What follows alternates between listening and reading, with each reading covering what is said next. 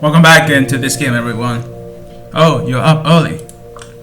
Yeah, tell you, got work to do. I stretch. That's admirable.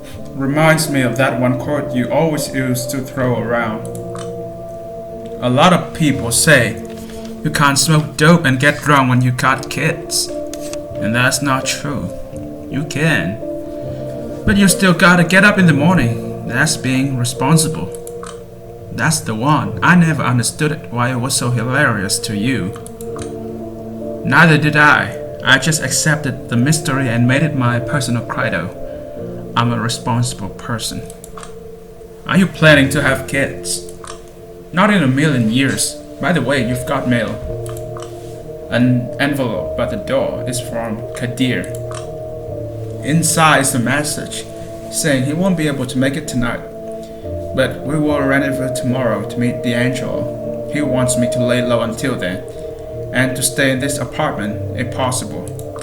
Apparently nobody knows where Tamika is. They only know she's in trouble and he doesn't want me near it. Well, what is it? Got the next lead to investigate.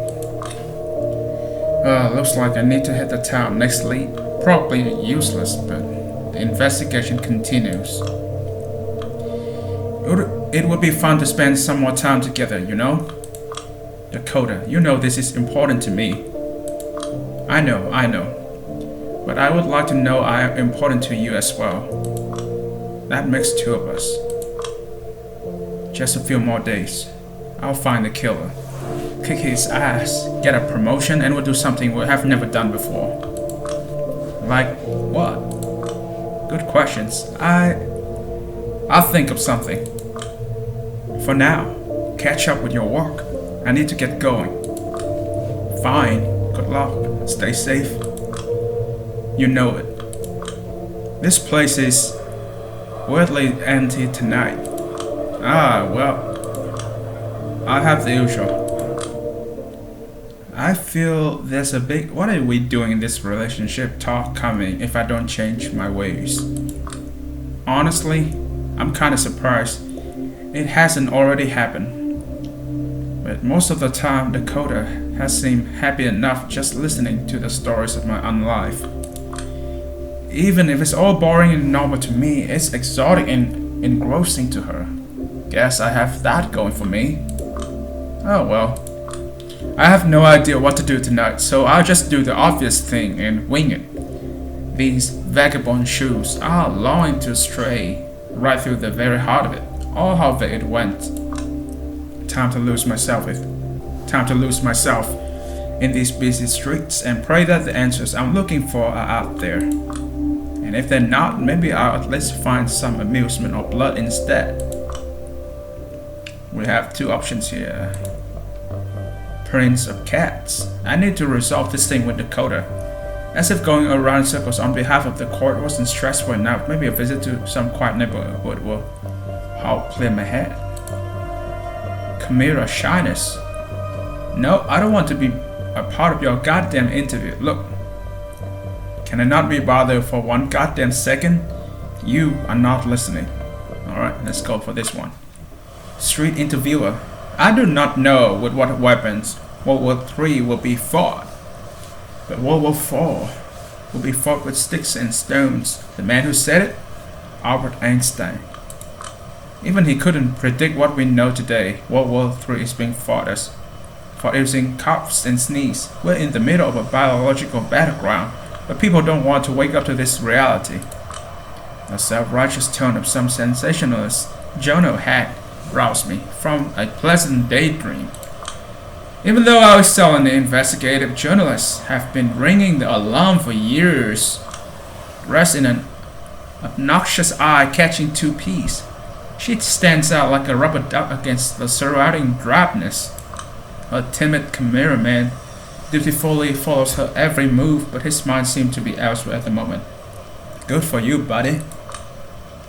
So, why don't we ask the average resident of New York City what they think? Excuse me, miss. She approached me with a spring in her step.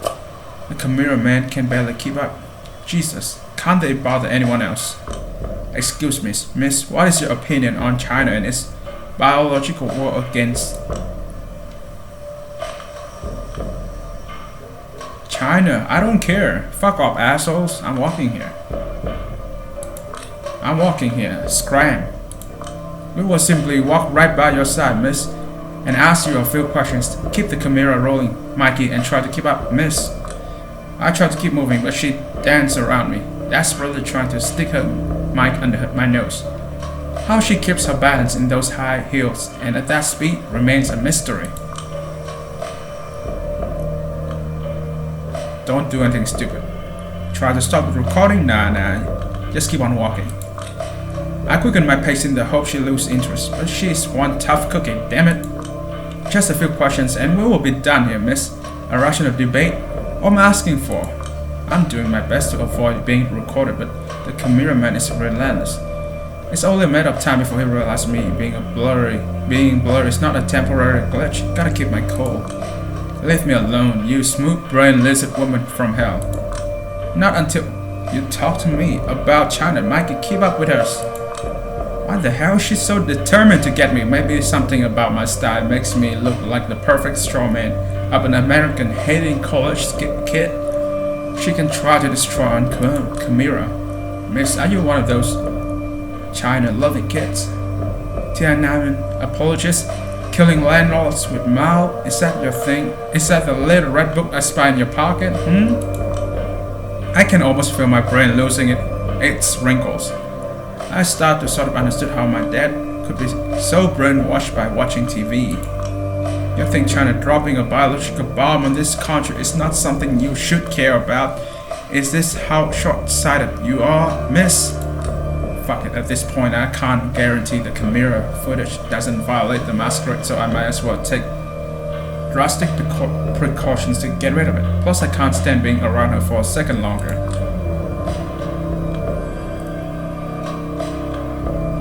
Potence, plunges the equipment, obliterate the Camarilla.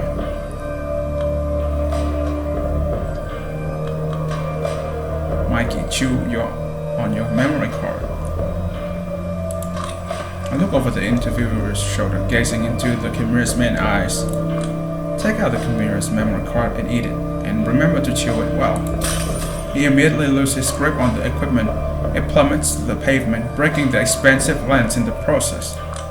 Then he swiftly plucks the card out of the slot and gives it a critical look in the same way. Assumingly a judge, a wine-based hue. A moment later, he tosses the card in the air, catches it between his lips, and starts rapidly chewing on it. The sounds of plastic cracking between his teeth is oddly satisfying. At the same time, the interviewer is pummeling his head with her mic, trying to prevent him from swallowing the precious footage. It takes a single gulp to make her stop. I'd like to hear him try to explain the unexplainable, but I'd rather not make her question my role in all of this. You people have dark brains! Prolonged frustration and a sharp, euphoric rush at the end. Sounds like every journalism-related episode in my life. I don't ever want to go back. No, you are not going to use your power here.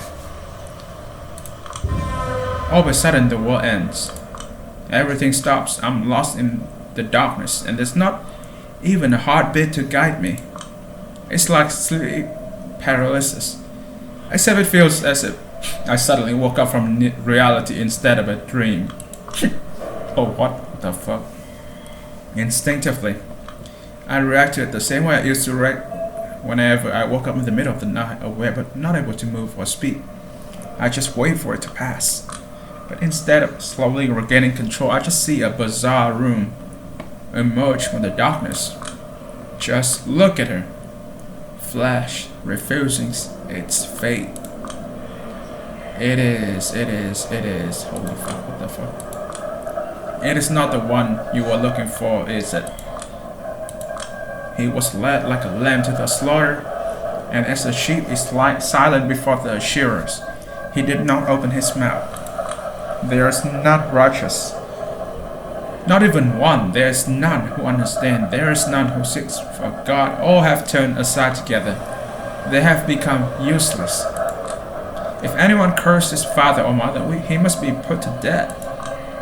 raging waves of the sea, foaming up their own shame, wandering stars for whom is reserved the blackness of darkness forever. For we wrestle not against flesh and blood, but against principalities, against powers, against the rulers of the darkness of this world, against spiritual wickedness in high place. And in those days shall men seek death and shall not find it, and shall desire to die, and death shall flee from them. Whenever I become one with the darkness, there's always this nagging fear that it might be impossible to become the normal me again. That instead of the shadows returning to normal, I will let my consciousness be dragged somewhere else, somewhere between the walls, somewhere like this, wherever this is. This is the first time that fear has come true. Are you afraid? It's a bad idea to answer. Don't do it. Yes. Ah ha ha. Excellent. Excellent. Excellent. I think I need to sit in this chair. I think I need to sit in this chair. Sit in this chair. I have no other options. I sit in the chair, still in the lean years, and unworthy of joining the rest. However, the path is open, and it is a path of obligation, liability, a debt that will be repaid one day. And once she asks you what brought you here, let your response be a scent of death. Suddenly I feel my mind beginning to drift away from here. I'm slowly starting to regain control over my thoughts. No, you aren't. Yes, I am. Fine, think whatever you want. I find myself in a dark corner, leaning against a wet, cold brick wall. I think I'm conscious again, back from wherever it was, awake, but in an unfamiliar place. Well, let's just hope it's still in New York City. I emerge from the shadows to see where I am. A source of light above my head momentarily blinds me, causing me to instinctively raise my hand. As I do, I hit some sort of garbage bag with my hand. It falls to the floor, letting loose a metallic din. What the fuck? A woman. I feel her hand grabbing my clothes. She brutally drags me closer. With one of my hands already above my head, I raise the other. Easy peasy, I mean you no harm. How long have you been here? I don't know, I've got no idea what I'm doing here, or in general really. It's like sometimes the force I control figure out how to control me. What are you, a junkie? No, you are kindred. Yeah. Keep your shit together, damn it. I'm Julius Lewinsky, the representative of the La Sombra in New York City. Camarilla. I'm a Camarilla investigator. But if you came here to catch me, you're gonna be sorry you tried, Miss La Sombra. No, stop right here. I wasn't ordered to catch anyone. I'm just investigating Douglas Callahan's death. This surprised her. She loosens her grip slightly. Callahan is dead? Nothing left but a rotten carcass and a musty rope. Well, I'll be damned, I've been off the grid for too long. What brought you here? A memory from a different world pops up in my head. Yeah, I think I know the right answer. A scent of death. She lets me go. I rub my eyes and finally get a good look at her face. Yes, you're talking to Tamika. She's gorgeous, and judging by her nomadic clothes and the particularly fierce aura, she is probably an outlander. We'll have a talk, you and I. Sure. What's your name? Tamika. Pass me a smoke, will ya? If only it could, my heart would skip a beat right now. Tamika, I guess once again someone out there led me to the proper path. Yeah, sure. When I pass her a cigarette, I realize I'm standing in something wet. Something that smells tasty. I look at my feet and see a puddle of water mixed with blood. Oh, I get it. What? These guys? First light? The high-powered guns and expensive-looking outfits, flashbangs, tasers, all chosen specifically to combat the undead. I recognize that equipment from some horror stories I've heard. First Light, Psy, US, SOCOM, whatever they call themselves, they all bleed out the same usually before I have the chance to ask them a single question. Government-funded inquisitors. Some claim they are connected to the US government. Some claim they are supported by the anti-kindred faction in the Holy See. Some have even wider theories. You did this all by yourself? Have you seriously seen nothing at all? I shake my head. Believe it or not, I have no idea how I got here. I just kinda let the shadows guide me. Is that a La Sombra thing? I have never actually talked to any of you. No idea what you guys can actually do.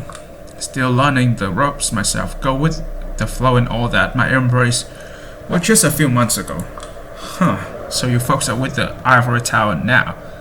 Last I checked, you were with the Sabbath. The Camis wouldn't forgive all of the trouble you have caused them overnight. Again, I'm practically still a neonate. I just know there's a lot of bad blood between my clan and the others. And that I can expect at least one glare of poor contempt whenever I visit Elysium. I see.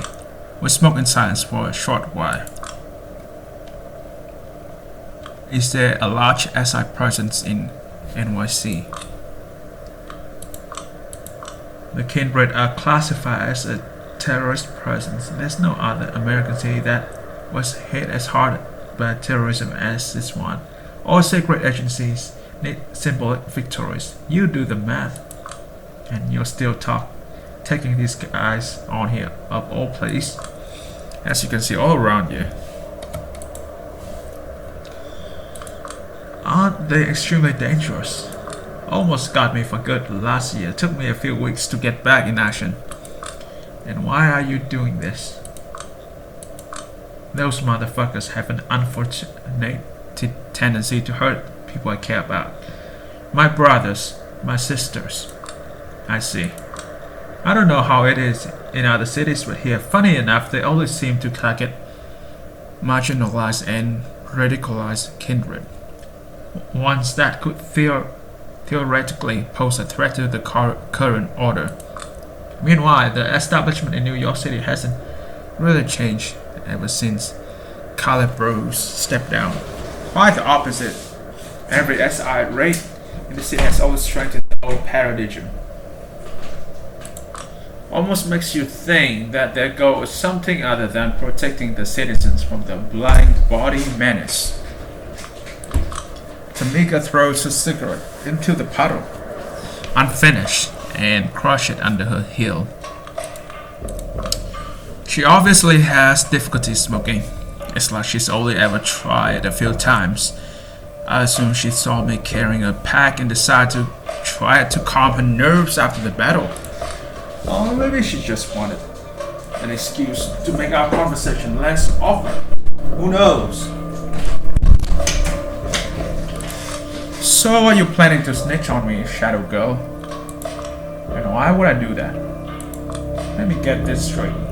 You really think I'm dumb enough to believe for 1 second that a Camarilla investigator would just so happen to stumble upon the alley where I just killed a bunch of SI motherfuckers? So you are the one who's dumb, sister. I don't care if you think I'm dumb. I don't care about SI, and I don't care if you believe it. It was a happy accident I met you. Especially considering not even the sheriff knows where you are. But I care about solving the mystery of Karen's death, and as it happens, you're one of the pieces of the puzzle. What are you talking about? I found this on his body. Well, what remained of it.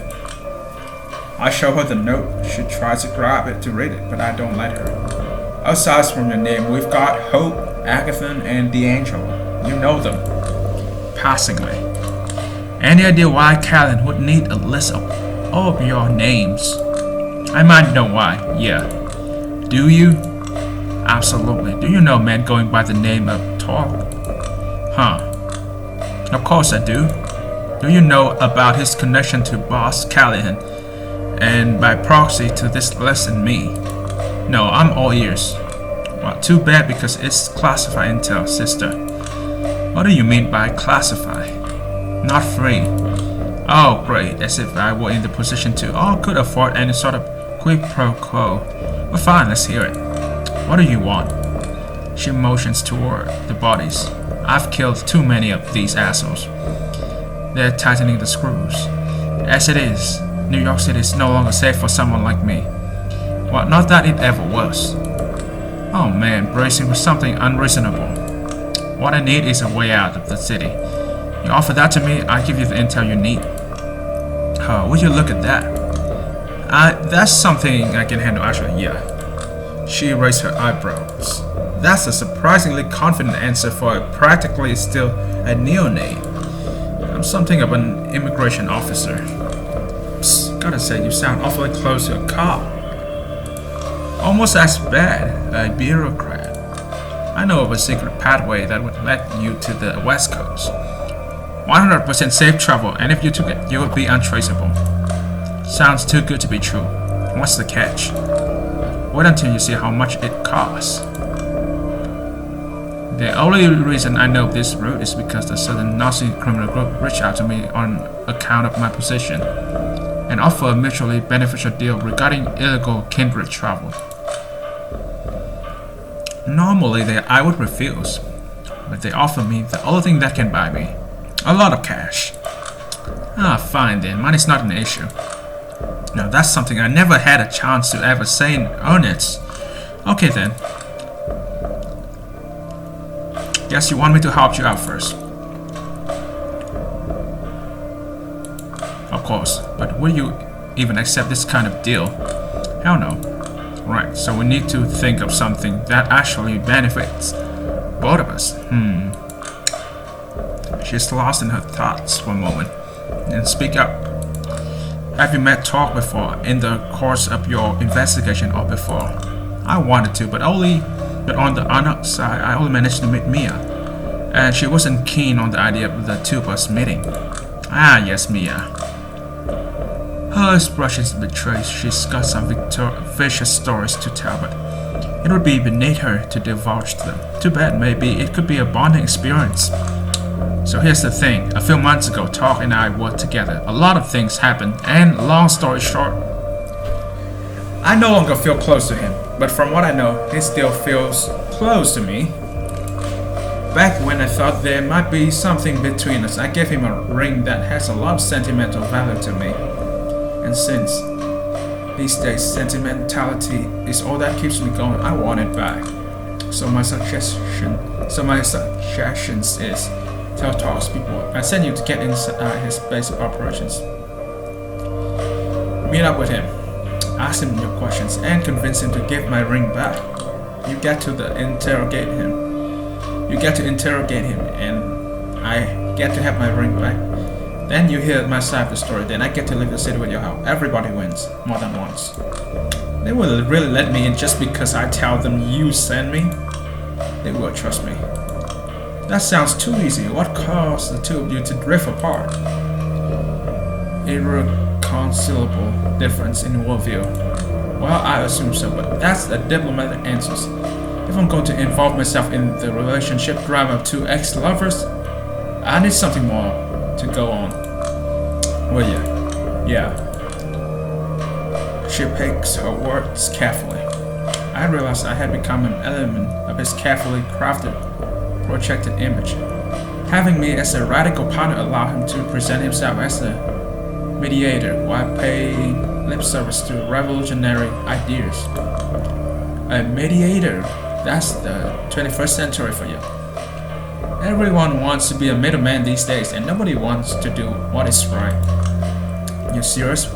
Whenever I heard about Talk from the Ancilla, they talk about him like he's the second coming of Mao. If he ever seemed that, it's only because from time to time people like me push him into doing an uneasy thing.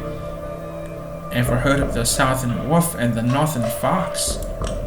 Both of them want to eat you for dinner, but only the Southern Wolf makes it immediately obvious. The tricky Northern Fox makes eyes and allows you to pet him before taking a bite. Talk loves to surround himself with northern foxes. They talk of compromise. They seem reasonable compared to the oppositions, but at the end of the day, they have eyes on the same prize, power. Hearing this gives me a foreboding feeling, but I can't quite nail down why. Alright, tell me where to go and I'll tell you where we'll meet later. I'm just chilling at talks, when suddenly a shrill, loud voice pierced my eardrums. And what the hell are you doing here? Oh yay, it's a pissy lady from Talks Inner Circles. Are you always this pissed off? Only when volatile bootlickers pop up to ruin my day. If you want me to act happier, make yourself scarce. No can do, your boss let me in here. The hell he did? Get out! Mia, it's okay. There he is, walking through the door, one of the most infamous New York City barons. Or as some people started calling him the moment Callan met his end, the Baron of New York City. We have to talk about this. The situation is a little bit different now. Tamika sent her. What bullshit, I wasn't able to track her down for weeks. Well, I did. This is a reason to celebrate, not to get mad now if you allow the two of us a private conversation. No way, I want to keep an eye on her. You will keep an eye on the exit and that will be enough, please. He puts on his best authoritative tone and it works. No protest this time. Mia leaves the room. I'm sorry about her. She can be overzealous. But usually that's not a bad thing. Yeah, sure. So, has she told you I've been trying to reach you for a few nights? I don't think so. Have you? Well, I'm the dumbass the court ordered to investigate Callan's final death, so considering your connection to the case, I thought it would be prudent for us to talk. Ah, so that's you. Yeah, now I know you're probably anxious to hear about Tamika. I'm surprised to hear you two know each other. We actually met through this investigation. Anyway, as I was saying, I know you probably can't wait to hear about her, but I would like to ask you a few questions first. I understand. Do your job. Did you know Douglas Callahan? Of course I did. We were both barons. Kept having professional obligations to meet each other, but that was it. What was your private opinion of him? Same as everyone else. A racist clown mentally stuck in the 18th century who spent too much time keeping the anarchs down. I'm glad he's gone. You mean you glad he met his final death? Well, you know what they say. Hate to see you go, love to watch you leave. Weren't you the first kindred who saw his corpse? I was, but it was his ghouls who found it. By the way, we have established that some of them tampered with the crime scene. They were probably disciplined for that. Convenient story. Let's move on.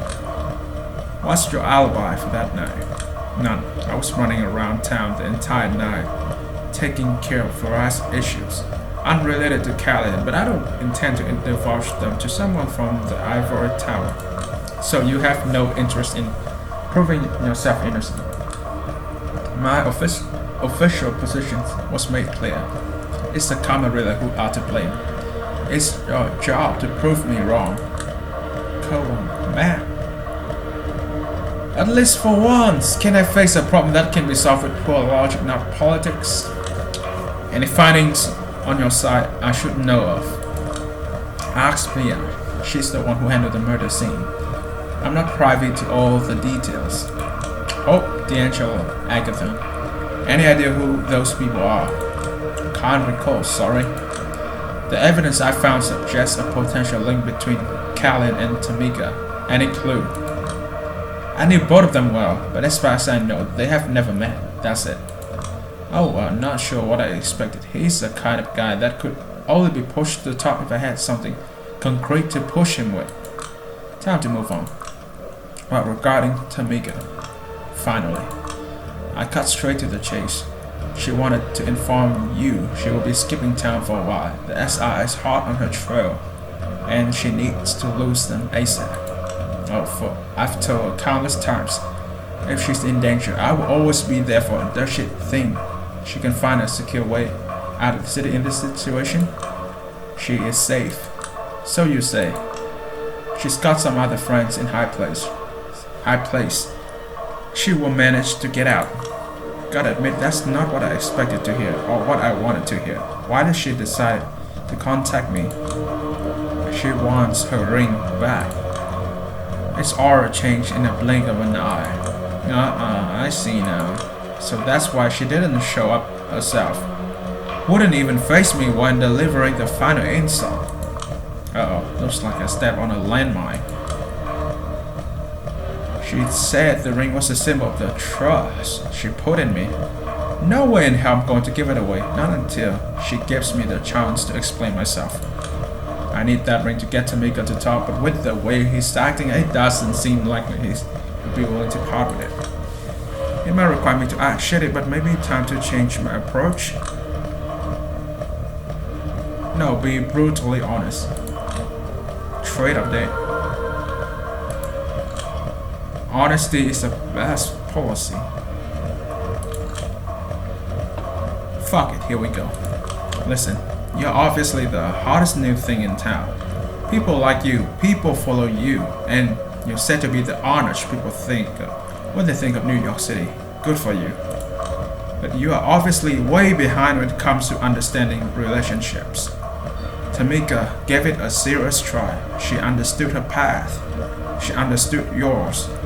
She realized they are diametrically opposed. And that's that.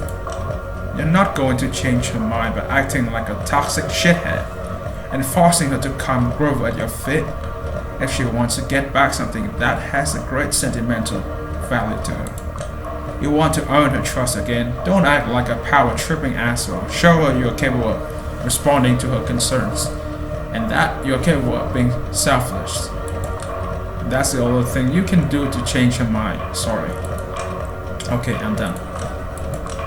Fuck me and my big mouth. He approached the door and closed it wide open. Mia! Yes, boss. What down here? Let the lady out as quickly as possible. Yes, boss. I have a lot of things I would say to describe his behavior, but I don't want to cause a diplomatic incident. No need, I'm going. Thank you for your time.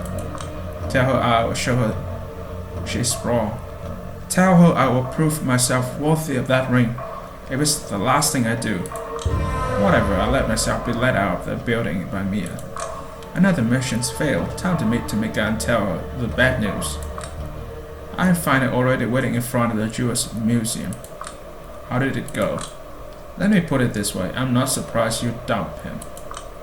So you did not succeed. Nah, he got mad and started yelling about how he would yet prove himself to be worthy of that gift. Then he ran me out of the building. Piff. Is she trying to stop herself from laughing? What's so funny? Nothing. I'll be honest. I kind of expected that. It's just nice to get a definite confirmation. He's still a bit of a toxic asshole, that's all. Well, glad I fell for the oldest trick in the book. Would be cool if for once a kindred telling me to do one thing didn't mean another thing entirely. Oh, don't be mad, I wanted to be sure of something, and now I am. As far as I'm concerned, you have kept your end of the bargain. It's time to repay the favor. Last year, a certain fledgling appeared in the city and attempted to build a coterie. That list you found on Callan, that's the list they've got. They contact each of us, then found themselves in deep shit as I, Kaiser, Sophie Langle, some shadow players, manipulating everything from behind the scenes, then they disappear. Yep, you're talking about the players, the characters I played in the first game of the series. Huh, nicely done. Kaiser. That name popping up once again, it can't be a coincidence. No one knows where or why, doesn't really matter. That happens when you punch above your weight. Hope they're doing fine. Despite all odds. In any case, Tor got involved too. That's how I met him actually. He got hurt, didn't want to say how. Claim it could put anyone who knew in danger. Whatever happened, it gave him the drive and the desire for change. For 2 months, he was a beautiful kindred, plain and simple. A but suddenly something in him snapped overnight. His tone mellowed out, his actions became timid, his language became more befitting of a political science student than a charismatic leader. I assumed he met someone who made him an offer he couldn't refuse, but I had no idea who that was. And then one night I followed him when he went out, and I saw him skimming at the docks with Callahan. When he came back, we had an argument when he refused to explain himself. I knew I was on my way out, and that was that. I understand. Wish I had known that earlier. Might have confronted the facts with him and learned something more. He never told me about all kindred. What makes you think he would have told you? She's got a point, I suppose. Alright, thank you. That's my turn. Here's your way out. I pointed the manhole below our feet. Here's a map of the sewers. Follow the route, then burn it. You'll be looking for a one-eyed Masquerade wearing tactical gear. Tell him I sent you, then give him the agreed upon amount of money. What kind of route will I be taking anyway? An armored van full of precious coffins. My man knows how to arrange them to allow for unnoticed extra cargo. Her face darkens. The circulatory system? What did you expect? The rich and powerful always get the blood they want. One way or another, at least tonight, one of their roots will be used for something good. She drops her shoulders in resignation and opens up the manhole cover. Fine, but remember, if it doesn't work, I'll be back at your doorstep with a vengeance. It is the last thing I do. I'm sure it will work out fine. Just beware of a giant albino ghoul alligator while you're down there. Tamika rolls her eyes. Sewer ghoul alligator? For your information, it's just a story New York kindred tell to neonates to mess with them, while still gullible enough to believe anything they hear about the new world. Oh, that makes sense, I suppose. Right, this is goodbye. If in a few months you hear that the First Light presence in Los Angeles has been decimated, assume that against all odds, I'm still unalive and kicking. If you keep killing indiscriminately, you might cross a line of no return, you know. Shouldn't you take it easy for a while? Not until my brothers and sisters in blood stop being slaughtered. I care about what's left of my humanity, but turning a blind eye on kindred in need would be even less human. So that's the kind of person she is, and probably will be until the very end. It must be comforting in a way to know how your path will end, yet to follow it all the same. I could never do that. Here's some parting advice for you.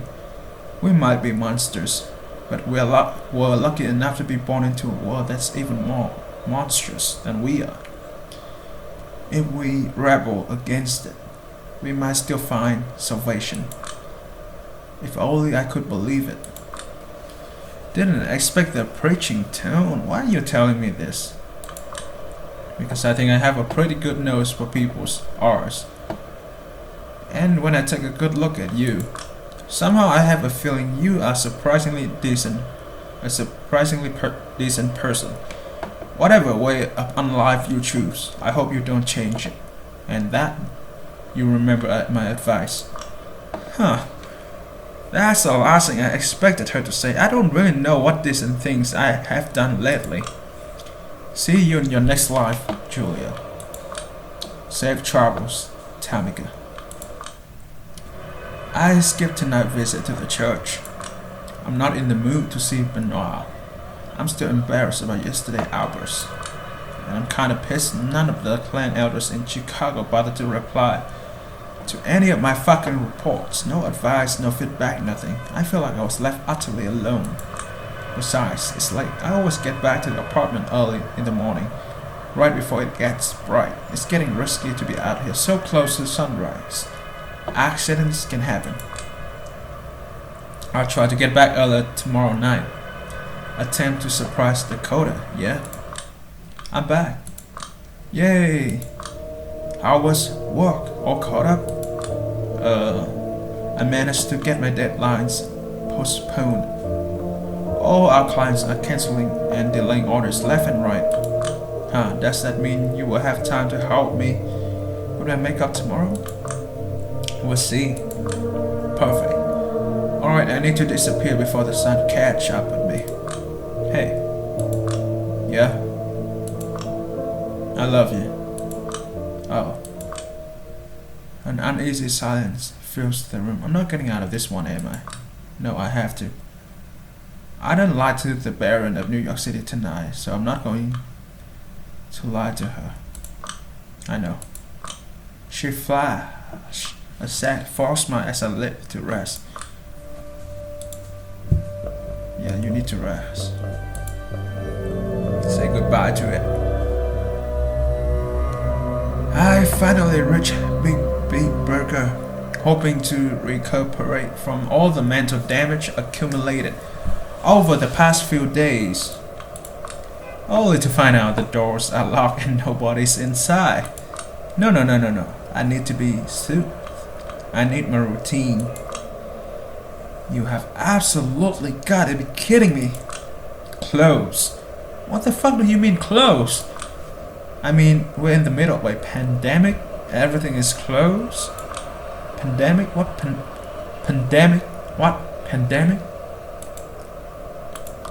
Do you live under a fucking rock? It's a new SARS virus straight from China. The whole world's going crazy over it. People are dying left and right. Holy shit. I didn't know something like this could still happen in this day and age. Somehow it always felt like we were beyond it. Well, I guess it's lucky I'm dead. I walk away to avoid bringing more attention to myself. Now I understand why NYC feels downright apocalyptic tonight. It's like a psychedelic experience to see these familiar streets empty and abandoned. Well, let's see what parts of the city are still alive in the middle of a plague. A familiar smile. It took just 2 days for the city to go all the last man on earth. I probably won't have a better chance to suck in the atmosphere. An aristocratic taste. All this melange spreading through the boroughs is putting me in a weird mood. Seems like I can't outrun it, so maybe I will intensify it instead. Smallpox hospital. Yeah, I can. Yep. Let's do this. I'll be playing this game one more time to see what other parts. I mean, to see the other stories as well, so you don't have to worry about it. I did the same thing back in the first game. I entertained the thought of sneaking through a hospital to see how things appear up close, but it looked like an actual war zone, so I decided against it. I don't know what I expected with the way healthcare reforms have been going this state. Fewer facilities in poorer areas, fewer beds, less funding. We're just reaping what they have sown. That's why I used to honestly consider going back to the old country. An American friend was like, why would you go back to that shithole? He was shocked to learn we have normal, free healthcare. Anyway, if an active hospital won't do, this one might. The smallpox hospital on Roosevelt Island, built to quarantine the poor and the unloved victims of pandemics away from normal citizens' eyes. Inspired by this repair, or maybe partly because the architecture still managed to perfectly convey the building's painful story. There are ghosts here, but they're mostly the good, metaphorical kind, not the kind I usually see. Looks like there also might be a lone physical being here. I hear someone sneaking through the ruins. That's that for my peace and quiet. But oh well, I needed to satiate my thirst anyway. How do I approach that person? Subdue them through the shadows, say hi first. Maybe let's do this for once. I move closer to intercept them. I wait behind corner for a moment and then I emerge when I hear their steps nearby. Hi. Whoa! In her panic, she drops something on the floor. It breaks into 1,000 little pieces. God, don't scare me like that. I'm sorry? Oh, look what you made me do. She kneels to pick up the pieces of some ugly glass sculpture. The shape is familiar. Was that a Scrooge McDuck figurine? Yes, it was a cardbox design. They stopped making these decades ago. You don't even know how long it took me to find it. I was really looking forward to decorating my haven with this. Oh, a Scrooge McDuck. It's pop art, okay? Haven, of course. Now I realize what I couldn't put into words. It was a feeling she might be kindred. She seems airheaded and eccentric, but I wouldn't want to pick a fight with her. Call it a hunch. I apologize. My name is Julia. I'm a La Sombra representative for the city. Some representative. You are absolutely horrible first impressions. Somehow we have never met before. You live here? I prefer keeping to myself these nights. More time for hobbies if you hide in a secluded place like this. What's your name? Just call me Princess. Princess. My true name is for friends only, and after destroying my treasure, I count you a sworn enemy. When you least expect it, I will find you, and I will trap you in a reality of eternal pain. I should complain to the court at least, honestly. Tell Helene to start looking for a replacement. So sorry, won't cut it out. Kadir will surely be thrilled to see Prince Helen assign me with a mission of looking for a rare Scrooge McDuck statue. But I prefer to avoid that fate even if it doesn't seem very likely. How can I make it up to you? Should I, search for a replacement online or... whatever. I'm not going to lie to you. I prefer to not stay married for long. It's exhausting. And it's a threat to your beauty both inner and outward. Ooh. So yeah. I think I'm gonna ask you for a small favor, then we'll be square. And I won't have to worry about becoming ugly. Sounds good? What favor? See, I'm super into low art these days. That's why I collect stuff like Scrooge McDuck lamps. I used to be hardcore into high art before. Studied the harmonic structure of cantatas. Taught myself Arabic just to weep over the Middle Eastern poetry. Read a lot of Joyce and Adorno, etc. Eventually, these hobbies got boring, as all things do, so I'm switching it up now. Comic books, heavy rock music, modern Hollywood movies, stuff made for smart children, basically. The problem is, I think I'm still not low enough.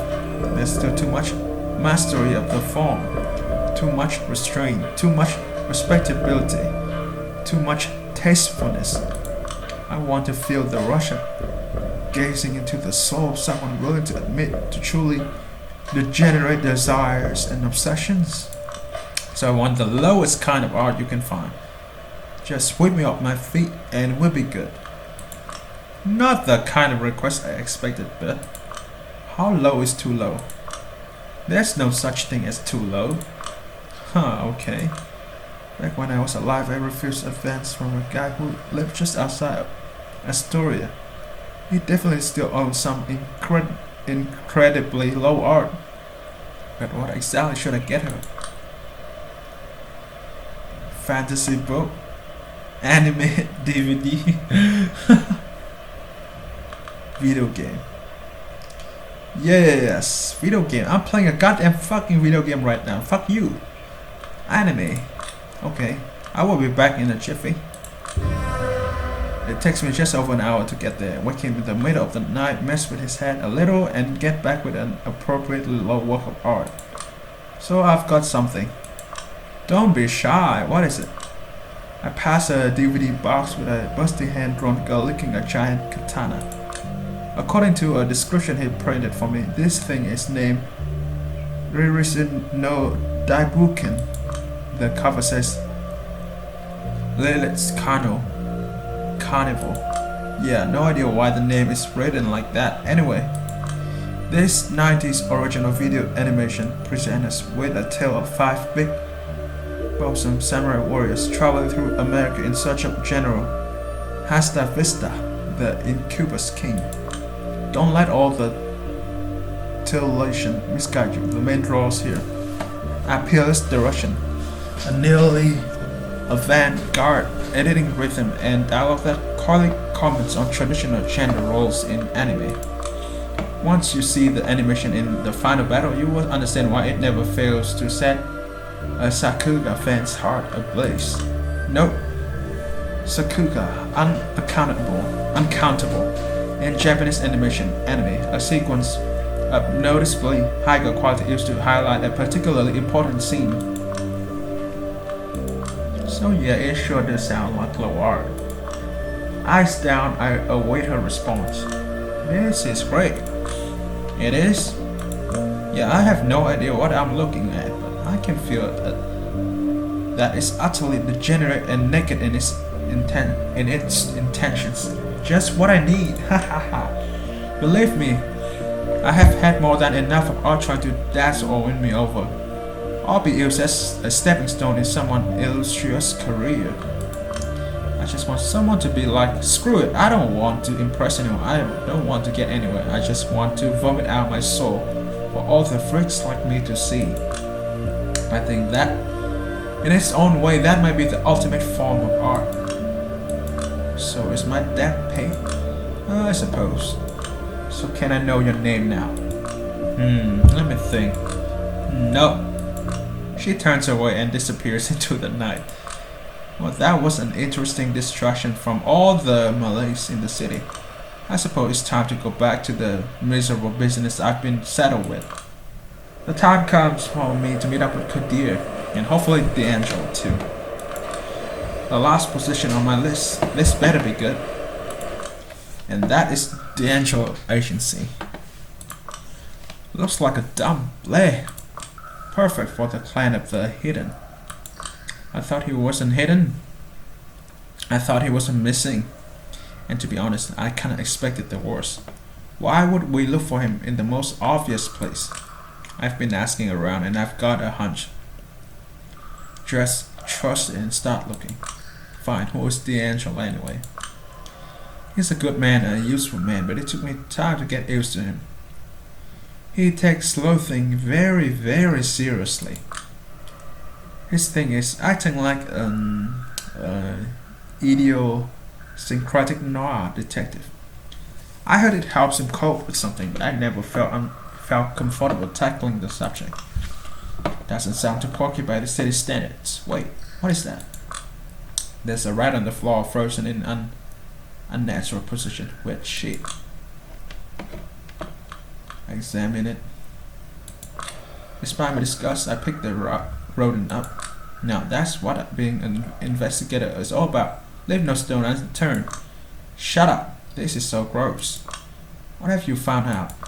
I take a close hard look at the rat. It's alive, but from what I see, he's just stretching out and like grinding his teeth without a candle. Whoa. That's called bruising. What? What a rat chatters his teeth. That's bruising. He's not acting panic or aggressive, so I guess he's just happy. I look at his face. I don't know, his eyes keep coming out of the socket and going back, and it looks disgusting, like he's in a lot of pain. So he's sparkling. He must be really content. How does he know so much about it? Never mind, I'm getting an eerie feeling. This is weird, man. I have a feeling there's a kindred hiding nearby. Weird. My thoughts exactly. Kadir slowly approached a secluded corner of the room. And there it is. He kicks a pipe close, lying on the floor. I'm just a corpse. Leave me alone. Lucky for you, we're all corpses here, D'Angelo. You're among friends. Clumsily, drunkenly, the pipe close transforms into an unkempt man who looks like he's suffering from some sort of skin disease. You know, a true friend would just bury me. Unlucky for you, we're not that kind of friends. Lucky, unlucky, smucky, my ass. How did you guess I was here? See, I've been asking around for the past few days. What I've learned is that For reasons that can be best described as nebulous. You have made quite a few enemies since last year. Yeah, tell me something I don't know. And one thing that caught in my interest is how everyone has it on good authority that your place was raided a few times without you being found, yet nobody has assumed responsibility for these acts. How doesn't this then always looks like it was just raided? Can't blame anyone for making an educated assumption. I had a hunch this might be more than rumors. See? It sure looks like a convenient coincidence that when everyone hears something that makes them look the other way, and coincidences are for fools.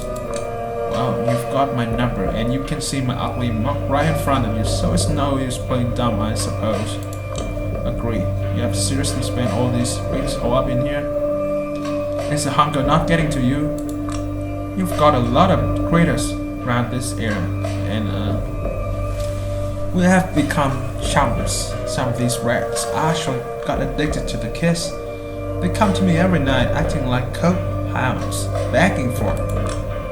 And getting them drunk just to get some rush out of feeding on them.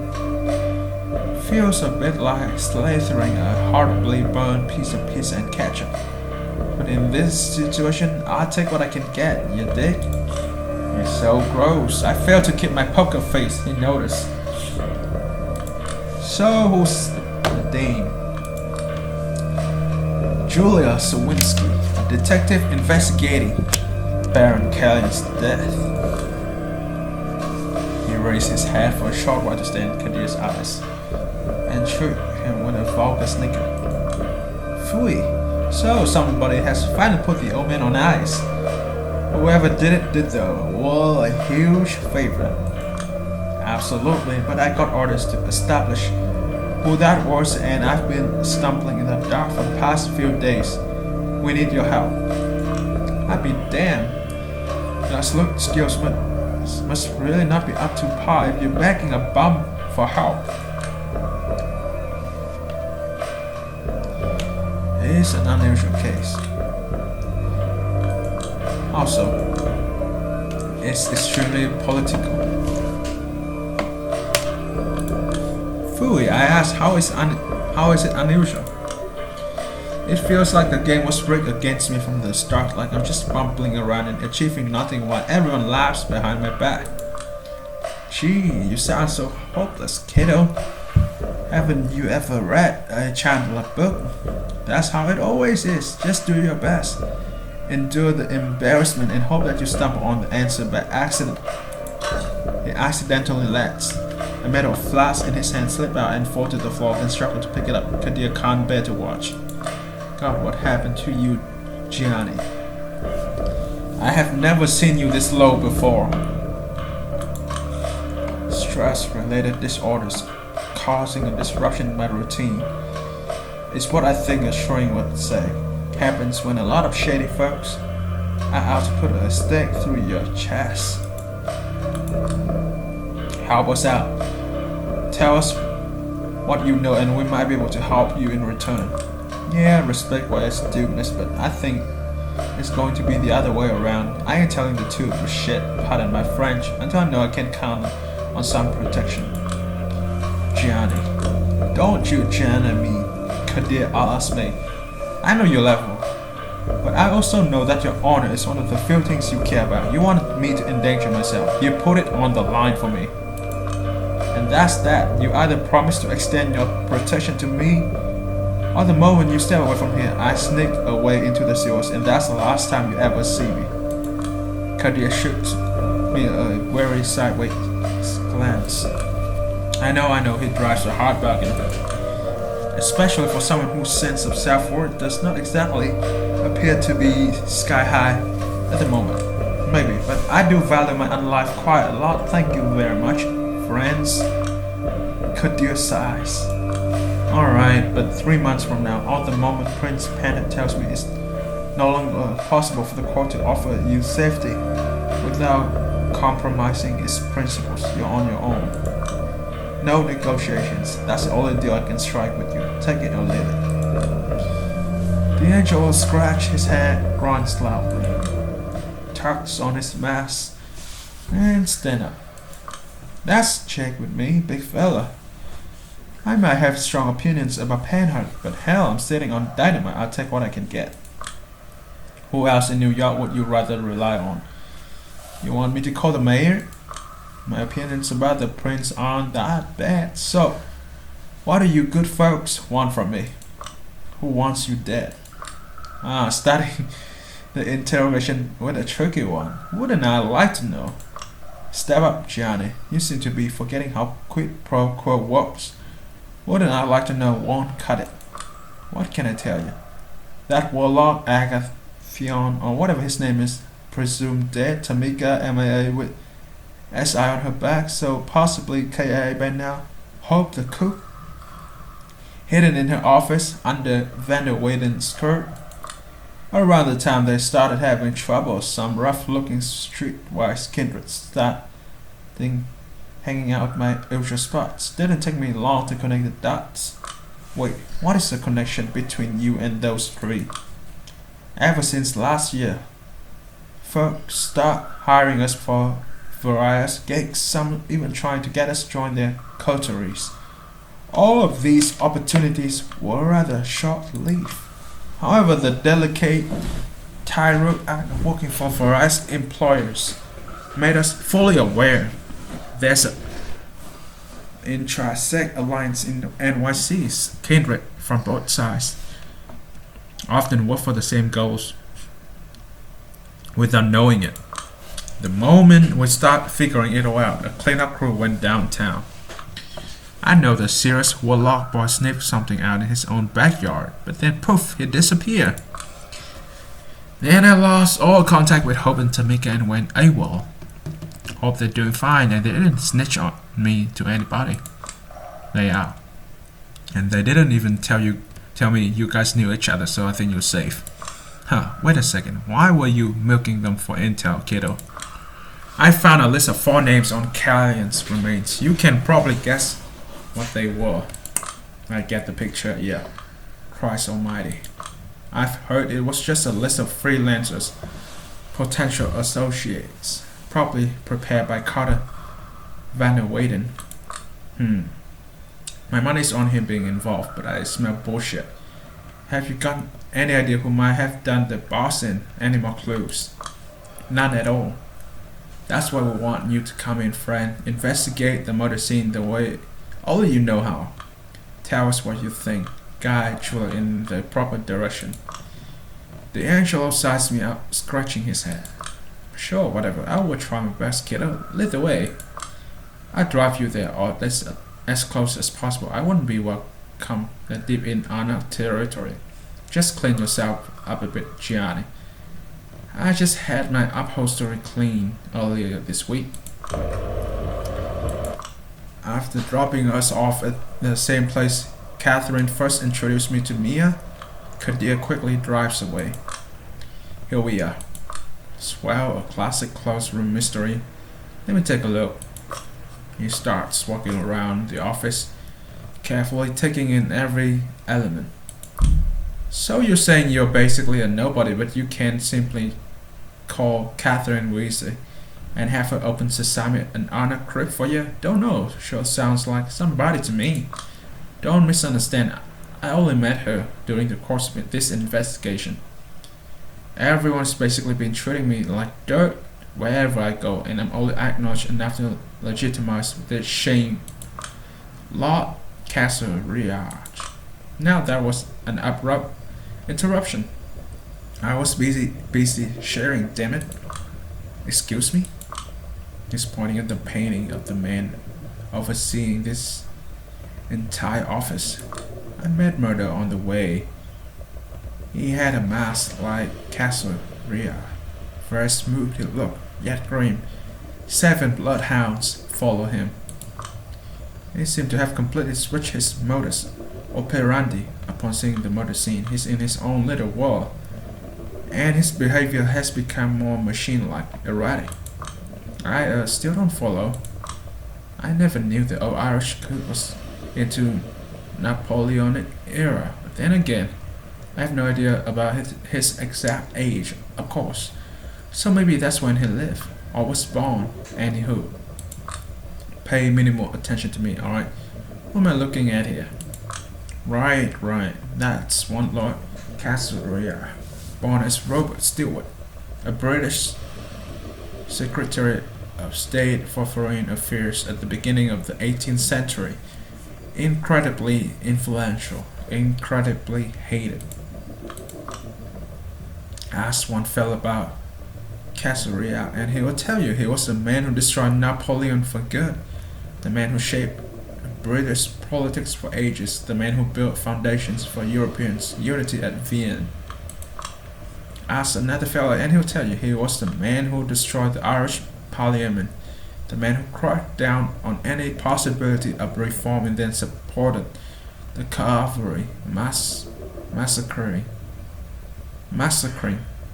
peaceful protesters. His spouting these facts like a computer is at the hint of a detective's photographic memory. I have to say, it's downright perverted for an Irishman to put up Camarilla's portraits in his office. Definite proof that our victim was sick in the head. As if we needed more evidence there. Probably idolize him too. Maybe identify with him even. Yeah, that's possible.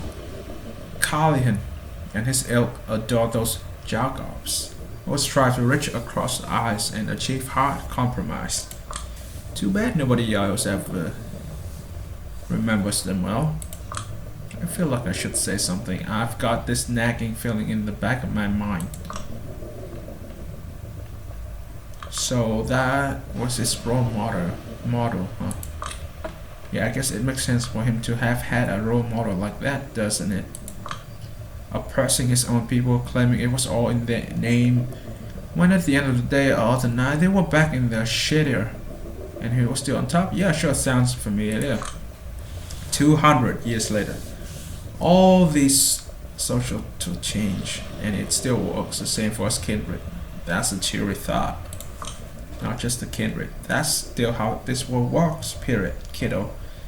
Napoleon or Bourbon Restoration, communism or capitalism's, Panhard or Callahan, once the Burghers establish themselves, you gotta completely reset the rules of the game, and a few years later do it again and again, until you're dead, or deader than dead. If that doesn't sound fine by you, you can always just join folks like old boss here, or accept this invisible noose that's getting tighter around your neck every single night.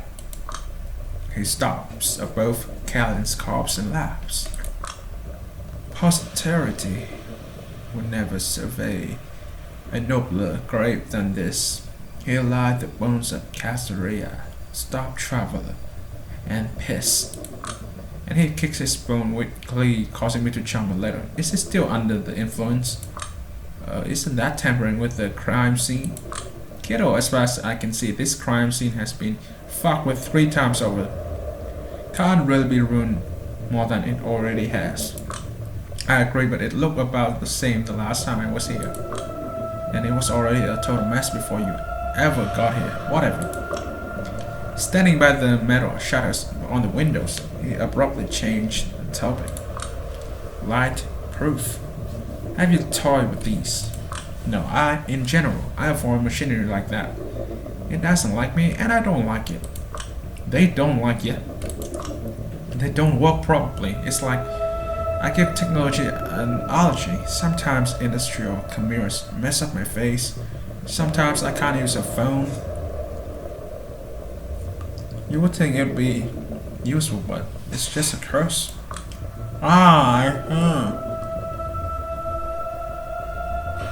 I see. You think these blinds could have been the murder weapon?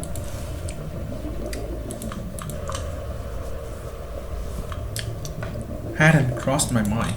The thought hadn't crossed my mind, to be honest. Then let me explain. Let's say for some reason, our Steve was standing there as the sun was rising, maybe staring at poor old Camarilla, looking for a soulmate to accompany him to the other side. Yet another guy pushed to suicide by politics. Pretty old school romantic. Yada yada. Or maybe it was Topo. Or maybe it was a freak accident. Or maybe it was premeditated. Sorry. In any case, sunlight would be a perfect murder weapon, no? It takes off the mask to shoot at this figure. Smile my way. Well, that's just a theory anyway. Well, it sound does it, cause I was just spitballing. It's practically impossible to make certain now, kiddo. The most logical cause of finding dead would be damage to the heart, and that can easily be done without damage to the skeleton. And he said so with a wink.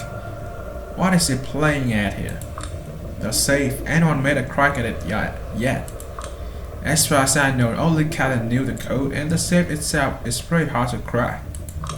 Watch me, kiddo. He pressed an ear to the safe and slowly began to rotate the dial. Stop clowning around. You are a safe cracker now? When you are cursed with countenance such as mine, and you decide on a job such as mine, you gotta be a jack of all trades. Yeah, but still sound pretty hard. Last year there was a random fella visiting a heritage museum in Alberta. He found a safe that hasn't been opened in 40 years. Not a single specialist, not even a blacksmith could handle it.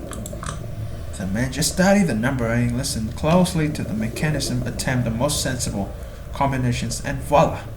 The unthinkable happened. That's why just trusting your instinct leads ya. Too bad he found nothing inside but an opaque sheet. A metallic screech, the door opens. I be damned. And it looks like we've got the same case here. Confetti. A few random papers scattered around. But for what it's worth, the law has obvious trace of mechanical manipulation, probably risen to risks of foul play. But what do we know for sure, really? I'm done here. You can take over.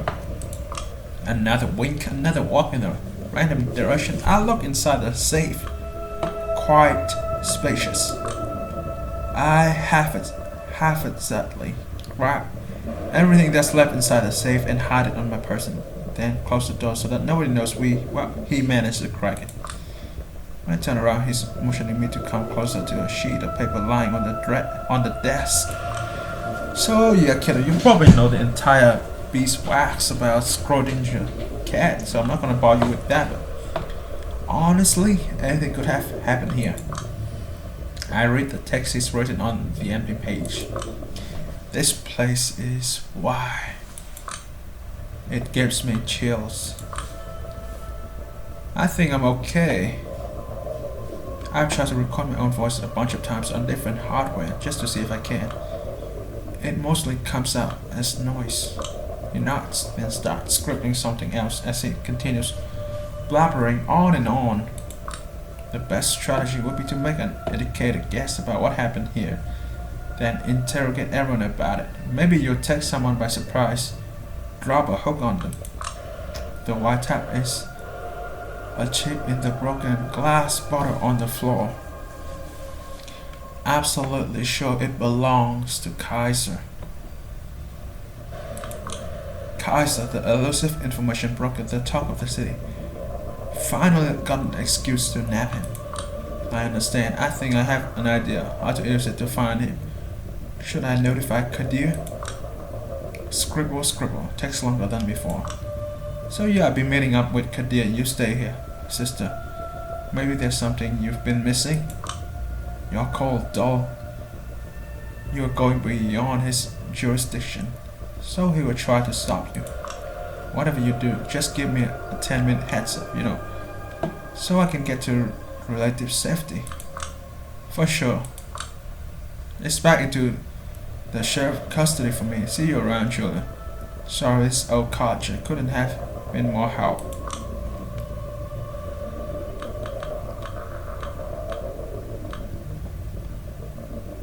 I get his ass. Don't worry, I will nail his ass to the cross. It's about time we got some answers. I've got a plan. Now all I need to execute it is a clueless bystander. This guy would do. Do you need me for anything else? Not really. Better take a hike before the guy you have just called shows up. I can't guarantee he won't make you hurt. Will do. He puts his head down and obediently trots way down the street. I might have messed with his head a little too much using my worldly kindred charms, but I needed him to tell Kaiser why I want to meet quite clearly multiple times. I would have given him the kiss as thanks at least, but I told the big man I won't be here all night, and that he better hurry up, so I want to be ready whenever he comes. Less than 15 minutes later, a menacing black limo takes a fast, sharp turn onto my street and stops right in front of me. Suddenly something like an acid flashback hits me. I know this limo. I've seen it all around over the past few days, but never thought it might be telling me. Still, it must have. Looks like I'm finally about to get some answers.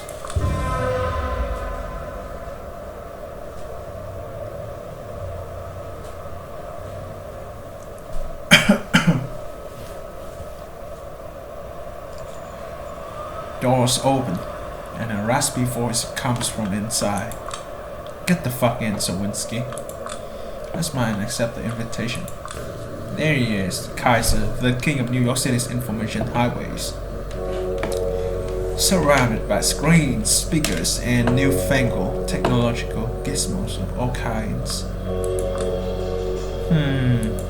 First impressions is one repulsive son of a bitch. D'Angelo was also a sewer rat, and he might have had a similar physical disadvantage, but at least he was wholly endearing. With this guy, there's no room for any kind of sentiment. He's inhumanly cold, and I get the feeling he's been like this for ages. You're getting on my nerves, little lady, and I'm far from being the only one. I get the sense he meant for all this to be threatening. Instead, I'm elated. After a week of running around like a headless chicken, unsure if I was getting anywhere, finally I get a compliment. If there's one thing I learned back in Lodesta, it was that you only know you're doing your job correctly when someone powerful gets visibly mad. I have no idea what you mean. No need to play dumb, especially considering you are a natural. The art hole that was viral, the SI talks, then how does it feel to have made enemies absolutely everywhere? He scoffs at me with poor contempt. Listen, I will speak as plainly as humanly possible to get this through. Your little head, since it's obvious you're not willing to read the office signals. You were hired for one thing, and one thing only, little lady, to suck at your job. And you couldn't even do that correctly. People keep stopping by my limo this week, tell me, Kaiser, dear Kaiser, we keep trying to make her understand how hopeless she is, but she just won't get a clue. She doesn't have any evidence. She doesn't have any testimony, but she still goes around knocking on everyone's doors, causing disturbance. It's such a fucking headache. Usually I try to be a jovial host, so cheer them up. She's not that much of a dunce, I say. She's making mountains out of molehills to make herself seem useful, I say. She's about to stop. But you, in your infinite idiocy, decide to prove me wrong in the most spectacular fashions by knocking on my very own door, forcing my hand, threatening me even. Are you autistic or something, huh? Can't read basic fucking social clues? Stop for 1 second and ask yourself, Bono, who even fucking wants you to solve anything, let alone this case? See, this city has a delicate system set in place. Usually it's flawless, but ever since you start tinkering with it, it's been having these irritating malfunctions, and it's driving people. Are you done? A weird, disgusting sound, something between a gargle and a bark, escaped his throat. Unbelievable. All I'm hearing is that you're in possession of some information that might help me solve the puzzle I was presented with. If that's the case, I'm going to ask you to share it. I swear, you're absolutely irredeemable, you fucking garbage dumbery woman. How do I get through all the rubbish in your head to drive my point in? Don't you know who I am?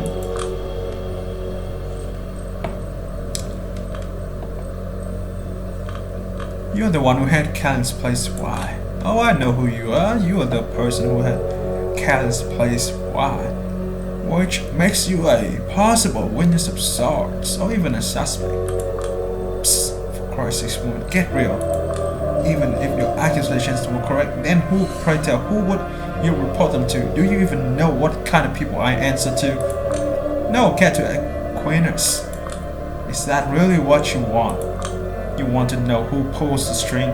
Give me 10 minutes and I can arrange a meeting. But this is your last chance to turn back. If you don't, I can tell you now, you're going to be sorry. The big kahuna. Finally, now we're talking. Yes, the big kahuna. So this is your final answers, huh? Absolutely. Unbelievable. He takes out his phone and begins furiously typing. I relax in the seat. Finally, we're getting somewhere. It might be dangerous, yeah, but at least I will finally get the clue of what's going on. I'm just saying, this is the point of no return. My boss doesn't fuck around. Best case, you're going to beg him to take you in. Whatever, he keeps grumbling under his breath. But I'm not even listening.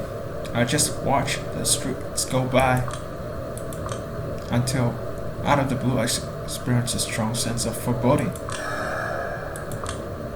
I first spot her in the corner of my eye. She's hovering right next to Kaiser with an expression that's impossible to discern. When she speaks, her voice is machine-like, yet otherworldly. Fine. Or 5 minutes away or so. Get the boys ready to give her the Mel Gibson special. The moment he puts away his phone, the silhouette disappears. We are 5 minutes away. Better start figuring out the ways you might prove yourself useful to the honcho. There's no honcho. Oh my god, of course this motherfucker is setting me up. I need to get out of here now.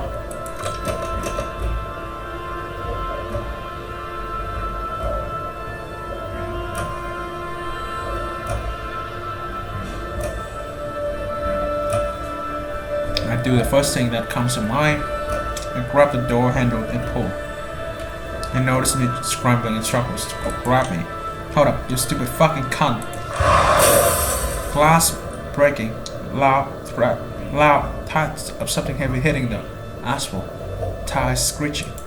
I think he grabbed me. I think he tried to pull me back in. I think we fell out of the limo. I think his body cushioned my fall. But I'm struggling to process what's going on.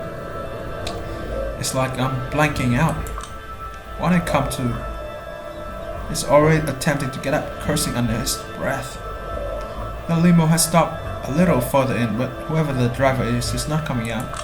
Fucking! When he stands up, he will be out for vengeance. He's an older vampire who knows how strong he is. I need something that will give me the advantage. The pepper spray, of course. It probably won't be as effective as it would be on a living person, but it's still worth a try. I lean toward the asshole, disarm the device, aim towards his eyes, and unload the entire canister. Ah! It worked. It actually worked. I keep up the offensive. I punch him, kick him, throw him around, I pummel him. I smash his head against the curb. I struggle to harm him in whatever way I can, like a frightened animal. I don't know how long it lasts. It might be 1 minute. It might be eternity. The driver steps out the limo to help his boss, but once he sees what I'm doing to him, he runs away in panic. Feels good. Feels absolutely horrible. Once I'm done, I sit on the curb and scream my lungs out to avoid crying. Then look at him. He seems shocked, barely hanging on. I know what I've done was extremely stupid. I did hear how he's one of the most influential figures in the city. That's probably why he never expected to get his ass whooped, especially by someone like me. When he speaks again, his voice is pathetic, surprisingly close to a whimper. You will pay. You will fucking pay. You lost, mislaid, and abandoned property of a woman. He's unwell, talking nonsense. I approach him again. You wanted to have me whacked. What? Do you think I'm stupid? You needed to be taught a lesson. What would you look at who ended up teaching who? Now talk. Tell me everything you know about Callan's final death. All of it. Go to hell. You can fuck me up however bad you want. I'm still not going to tell you shit. You try anything, there will be consequence. There will be retribution. My mouth is shut. It might be my last chance to solve the case, but if I don't force him to talk, he won't. There's a burgeoning thought in my mind, but it scares even me. Do I dare to push him to the edge? Make him suffer until he squeaks?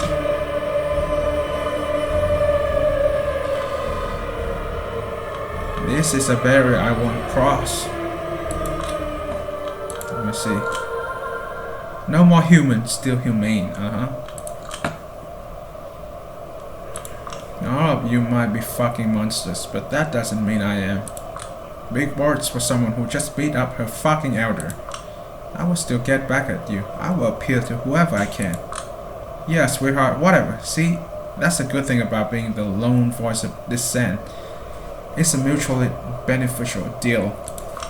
One side gets the unearned moral superiority, the other side gets no resistance whatsoever. Oh, I will resist by whatever means necessary.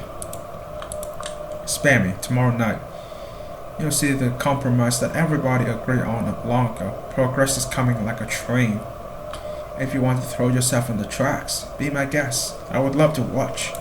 Tomorrow night? Why tomorrow? Julia. I look back over my shoulder and see Kadir. Kadir. Bloody hell, what is wrong with you? Why does he look like that? This is why I didn't want you to get involved. I had a hunch. A hunch that the moment you get a whiff of true power, all bricks will be off. Look, you're talking nonsense.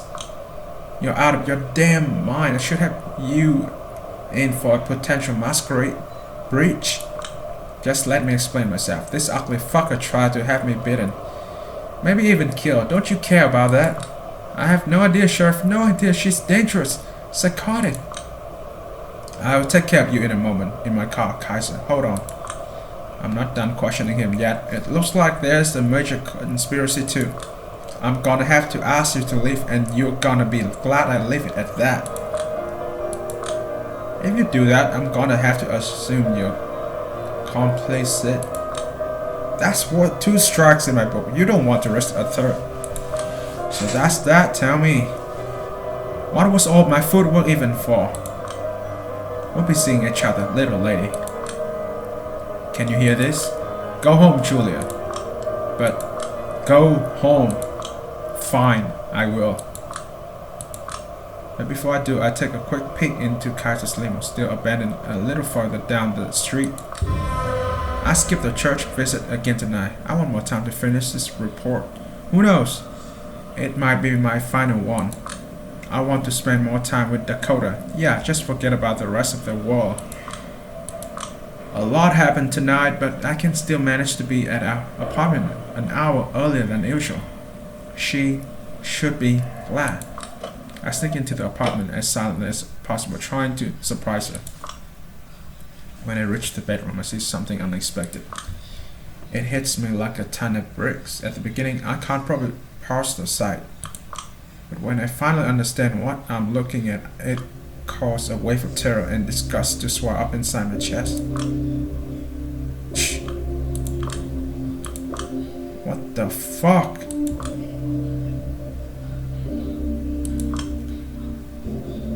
She is shocked to see me, doesn't know what to do. She's like a deer in headlights. Or a schoolgirl probably trying to hide her misdeeds from a teacher. You are early. Yes, I am. These are my clothes, Dakota. These are my cigarettes. That is my jewelry on the table.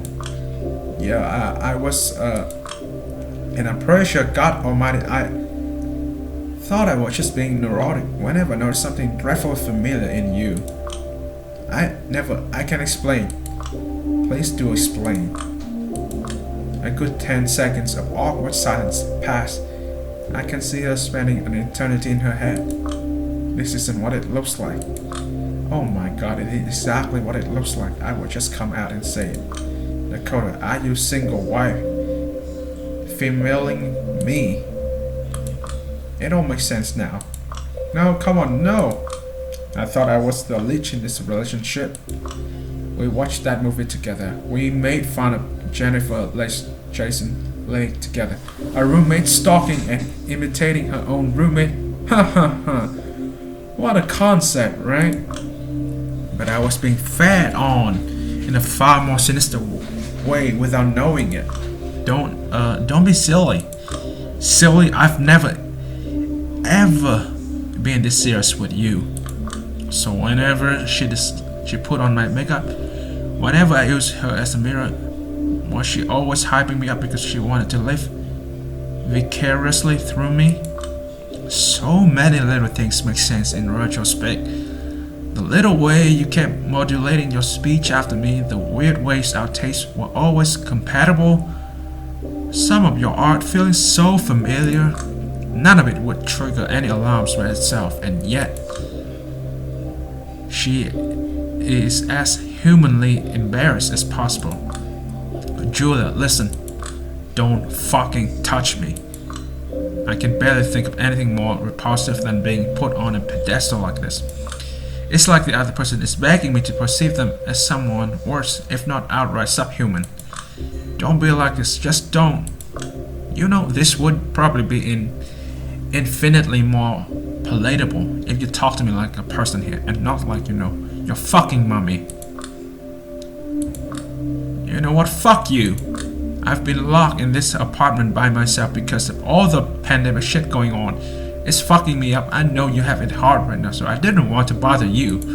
Yeah, I was counting on you to ask about how I'm feeling. Babe, how is your work-life balance? Aren't you feeling claustrophobic? Hey, is it just me, or is our drug supply weirdly shrinking too fast? But no, you were too much of a self-centered bitch. You regularly suck me dry, and it's okay, but the moment I entertain the thought of taking something in return, I'm crossing a line. Oh no, I'm a member of an immortal elite secret society. It's so hard to cope, Dakota. Whenever I gracefully decide to visit our apartment, let's just do what I enjoy until the pain stops. Fuck you. Fuck you, sincerely. Fuck you, fuck you, fuck you. There's nothing you can do but take, and you should have learned by now that just taking won't make you happy, you big dumb bitch. Stop, just... I don't know what to say. I feel disgusted, both with her and myself. Just stop. Dakota breaks down crying. She grabs the jacket and purse and then runs out of the apartment. I don't try to stop her. I stand there for a short while in silence and then lock the door. Did she take her keys? I don't know. I don't know if I care. I desire for someone else, not for myself, for a way to open a different world, not get locked back in mine. I collapse onto the soft bed. I smell her perfume. I always like it, but now it makes me slightly nauseous. I try not to think of Dakota. I think of Kaiser. I think of Kadir. I think of Callian. No matter what I think of, I sense doom. I feel that I have just sealed my fate, whatever it may be. Everything fucking sucks. Back into the void. Back into the void.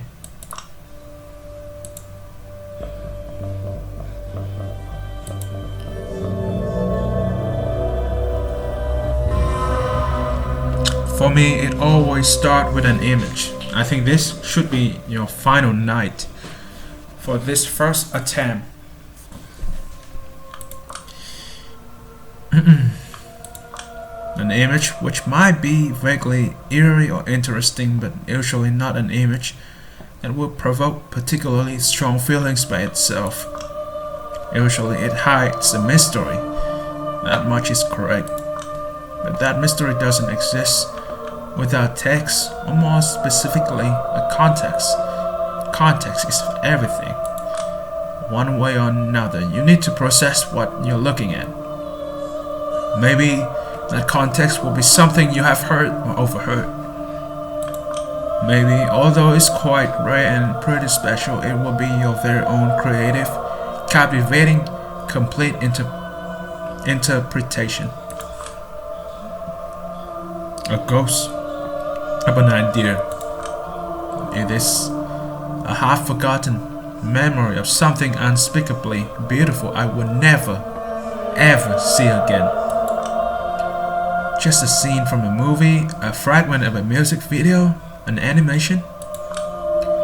Or maybe this really is the last thing Callan ever saw in his own life. Warm sunbeams caressing his skin and turning it to ash. A giant ball of fire engulfing his body in flame from 93 million miles away. Was he terrified? Was he grateful? There's no will, no suicide note, no nothing. Instead, we can only count on what the local historians will write, presumably letting their bias shape the narrative one way or another. What am I looking at here? A horrible, laughable hall of mirrors. A creep whom I never ever want to see again. A vampire much more despicable than myself.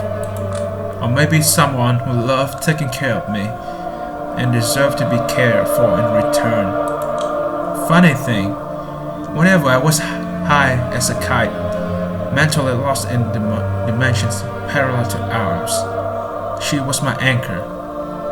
Our shared history, my feelings for her were an anchor. Matthew McConaughey, returning to his estranged daughter from the other side of the cosmos, from beyond the event horizon, guided by nothing but love. Then, whenever I got back to planet Earth, for a week or two, I was haunted by a memory of that affection. I was the best possible version of myself toward her, but that haunting always refused to transfigure into something real. What gradually took its place were angry, disappointed thoughts, and among them, one thought that I was always trying to suppress. I need someone who would know how to raise me up, spiritually, but all I have is a sycophant who's always working her ass off to lift me up without understanding what I need.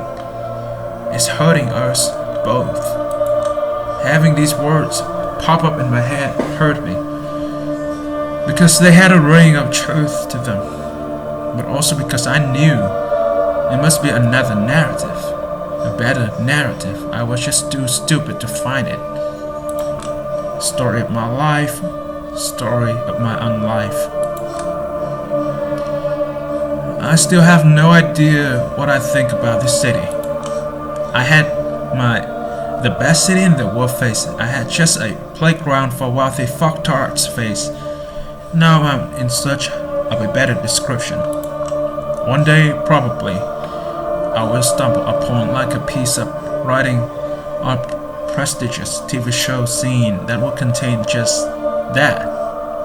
And suddenly, I will look at this place with new eyes. Or maybe I won't. It's like the frustrations I had back at Lodesta. All these words constantly trailing behind reality, trapping you in useless mindsets instead of bringing enlightenment. Fuck all those flashy writers whose main concern is furthering their own brand. Douchebags who present you with limited, pathetic, depressing realities where they are kings. Fuck them all to hell. We need words that will paint a brighter future before our eyes. But what if that can't be done without reinterpreting the past first? What if we haven't even defined the ills and threats correctly? Once again, my thoughts return to the same visual that has been tormenting me for almost every waking moment of this past week. A senseless demise, devoid of any context. A crime scene stripped of evidence. An image created by an unknown artist designed to leave you dumbfounded. The investigation is over. All the possible avenues explored. All the non-testimonies are in. No concrete evidence found. The play is almost complete. The actors ready to leave the stage. It is what it is. I fail as a detective. Maybe through no fault of my own, but again, it is what it is. This case, this scene, this picture never needed an investigator. From what I understand, all the people in charge ever wanted was a talented writer. What if? A ghost of an idea. When I wake up, Dakota's still not here. I don't know how to feel about that, so I just don't. Kadir hasn't left any message by the door. Still that mad, huh? He will probably appeal to the court to take me off the case. And if how the garbage Kaiser was spouting is correct, he shouldn't have much trouble convincing everyone. I look in the mirror and stare at my warped non-reflection. This place is upsetting. You need a change of scenery, girl. The depressing streets of a locked-down New York City would do. I think of God. Maybe that's why I have consciously picked the cathedral as my destination. I think of the silver cross adorning my chest, an empty signifier. Whenever someone asks me why I wear it, they hear a different story. I think of these silhouettes that I keep spotting from the corner of my eye. No, I don't even want to imagine what that means. I feel what it means, and it makes me nauseous enough. I think of my clan, so closely tied to the Catholic Church. It's a loveless marriage, so to speak, like, for example, the one between my parents. I think about the great irony of the La Sombra truce with the Holy See. We are the only ones who stay so close to the Lord's light, even though we are certain we will never, ever reach it. Some of us, shadows, have visions of comrades who departed this world recently, traveling through some abstract space, one that's disturbing and astonishing in equal measures. They almost reach whatever afterlife there is for our kind, but then get caught and consumed by a dark, monstrous silhouette. The rumor is our antediluvian wasn't stopped by his final death. He's still out there, behind the shadows, taking revenge for our patricide, feeding on us like Satan, devouring his children. As Dakota would say, it might not be factual, but it is an emotional truth. From joining the Camarilla to panically scrambling for any safe house, it's like our elders are solely motivated by fear. The sins of our fathers are catching up with them, and it's young kindred like me who are given responsibility to clean up their mess with the constant sense of doom looming over the horizon. We don't talk about salvation anymore. We're just minimizing the impact of damnation. That's no way to live. But then again, maybe that's why they call it unlife. Shit, it's Benoit. Hello there, lost sheep. I have you note, this shepherd was extraordinarily patient in waiting for you. What are you doing here? Why the night is so young, out for blood? Well, you're in luck. This place offers both the body and blood. If missionaries learned their methods from pickup artists, they would all be like this guy. I'm not in the mood, you sorry ass bum. Step the fuck away from me, or you're gonna be sorry. Oh my, something troubling you. If so, I can arrange a confession. Oh, if you're in a hurry, keep in mind the path from inner turmoil begins with a friendly ear, and I've got one right here. You want me to fuck you up, don't you? Don't you? Well, as you should know by now, I always interpret this kind of response to preaching the divine as the devil stirring inside. Is that what it is, Julia? The liar, and the father of lies got a hold on your soul. If so, give me a signal, even the smallest one. I'll do my best to spot it. Something swells up inside my chest. I recognize that feeling. The handbrake just broke and I'm definitely not on level ground. Fuck, here we go. Listen, I have had enough, alright? Enough of your sanctimonious attitude. Enough your brazen lack of basic empathy. Enough your dumb, ugly fucking mouth. You are a fucking singularity of stupidity, tastelessness, and cringe. I've met all sorts of horrible shitheads and assheads this week, and somehow none of them got under my skin the way you do, you motherfucker. Like a goddamn Jehovah's Witness going from door to door, except you're always knocking on my fucking skull going, hey, do you know God exists? Have you heard that God exists? Like, hold it right there. When did I ever say that God exists? What? I said, what makes you think I believe God exists? Oh, now you're just fucking with me. No, I'm serious. Well, he sounds serious at least. I'm actually speechless. I think there's been some sort of silly misunderstanding that desperately needs to be cleared up. I'm all ears. I sure hope so, Julia. I feel like you must have ignored half of what I've been saying for you to reach these conclusions. That's very well possible, actually. As usual, it takes 15 seconds of him talking to get me completely zoned out. So to avoid any further mix-up, I will go back to the beginning and explain the core of my religious beliefs. Okay, so I love the Catholic imagery. I cherish the tradition and law. I adore the practice, the intricacies of the theology, the message contained in the Bible. Of course I do. Does that mean I believe that one day I will see the big dead in the sky? Forgive me, Lord, but I don't think so. Doesn't sound very likely, especially for a bloodthirsty creature of the night. So that's what this is about, fun imagery? That's overly simplified, but yes, I suppose you could say that. Motherfucker, you ain't Catholic, you are just a weirdo cosplayer. Says a non-practitioner who still wears a freaking cross. Yeah, but I don't shove it down people's throat for fun in my spare time. I'm simply trying to share the joy religion has brought to my own life with others.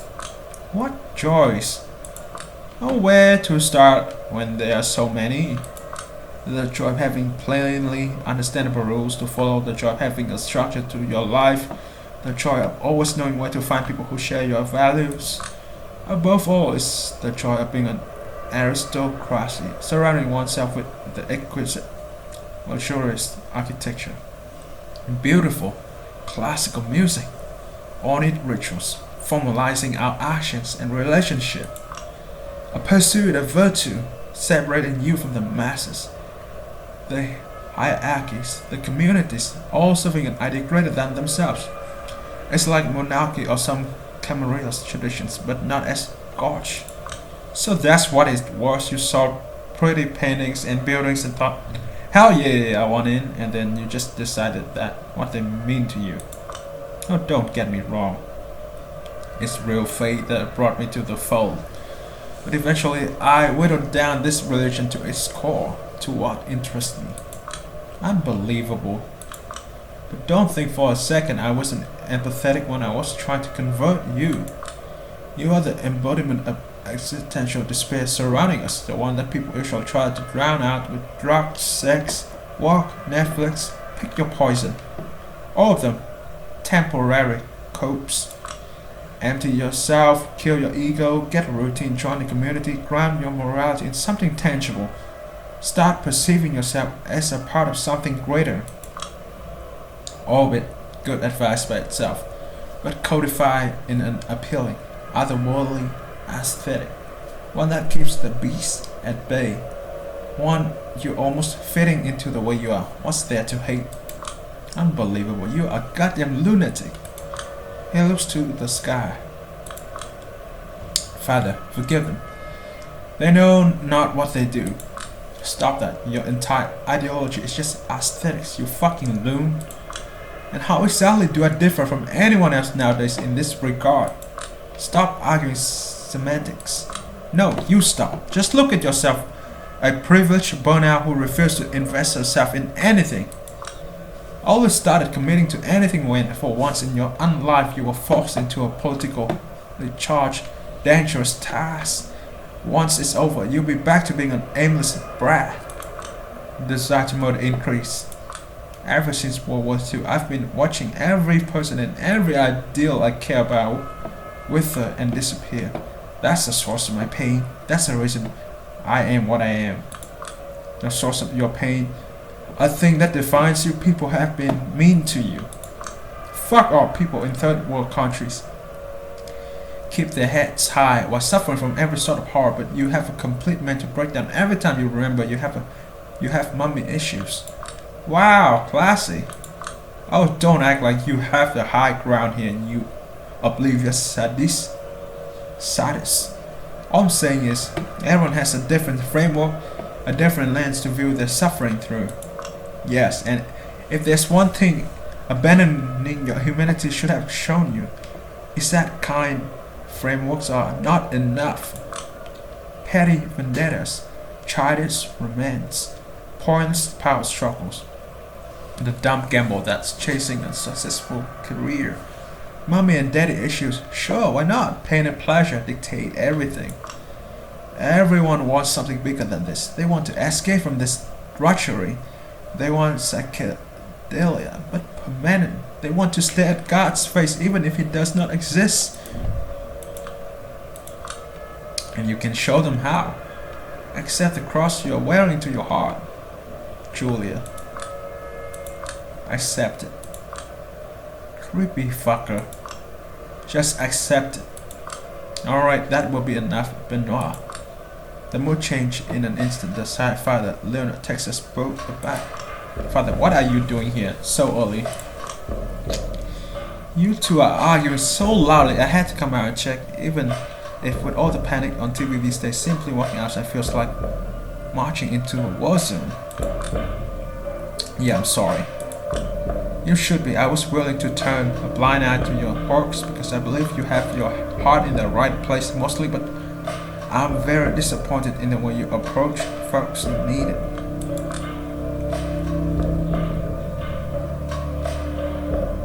Right now, Benoit Segal is displaying all the confidence of a scolded teacher's favorite. But I was just trying to guide her, to set her on the right path.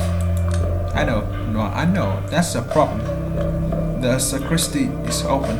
Please head there right now. We need to have a long talk. Get me some coffee if you wish. But Benoit. He slowly slinks away, looking defeated, deflated, debased. I burned the moment into my regiment's etch it on my soul, kinda hoping I never have to see him again. And this is how I will remember him. Father Leonard. Watch him close until he disappears from sight, then turns to me. I feel sorry for him. I keep hoping he might find some basic empathy through fate, but all I've done thus far is let him leave you at the end of your tether. Yeah, that's some fate he has. Are you okay with all the bullshit he's spouting? I don't exactly support it, but I don't really check it.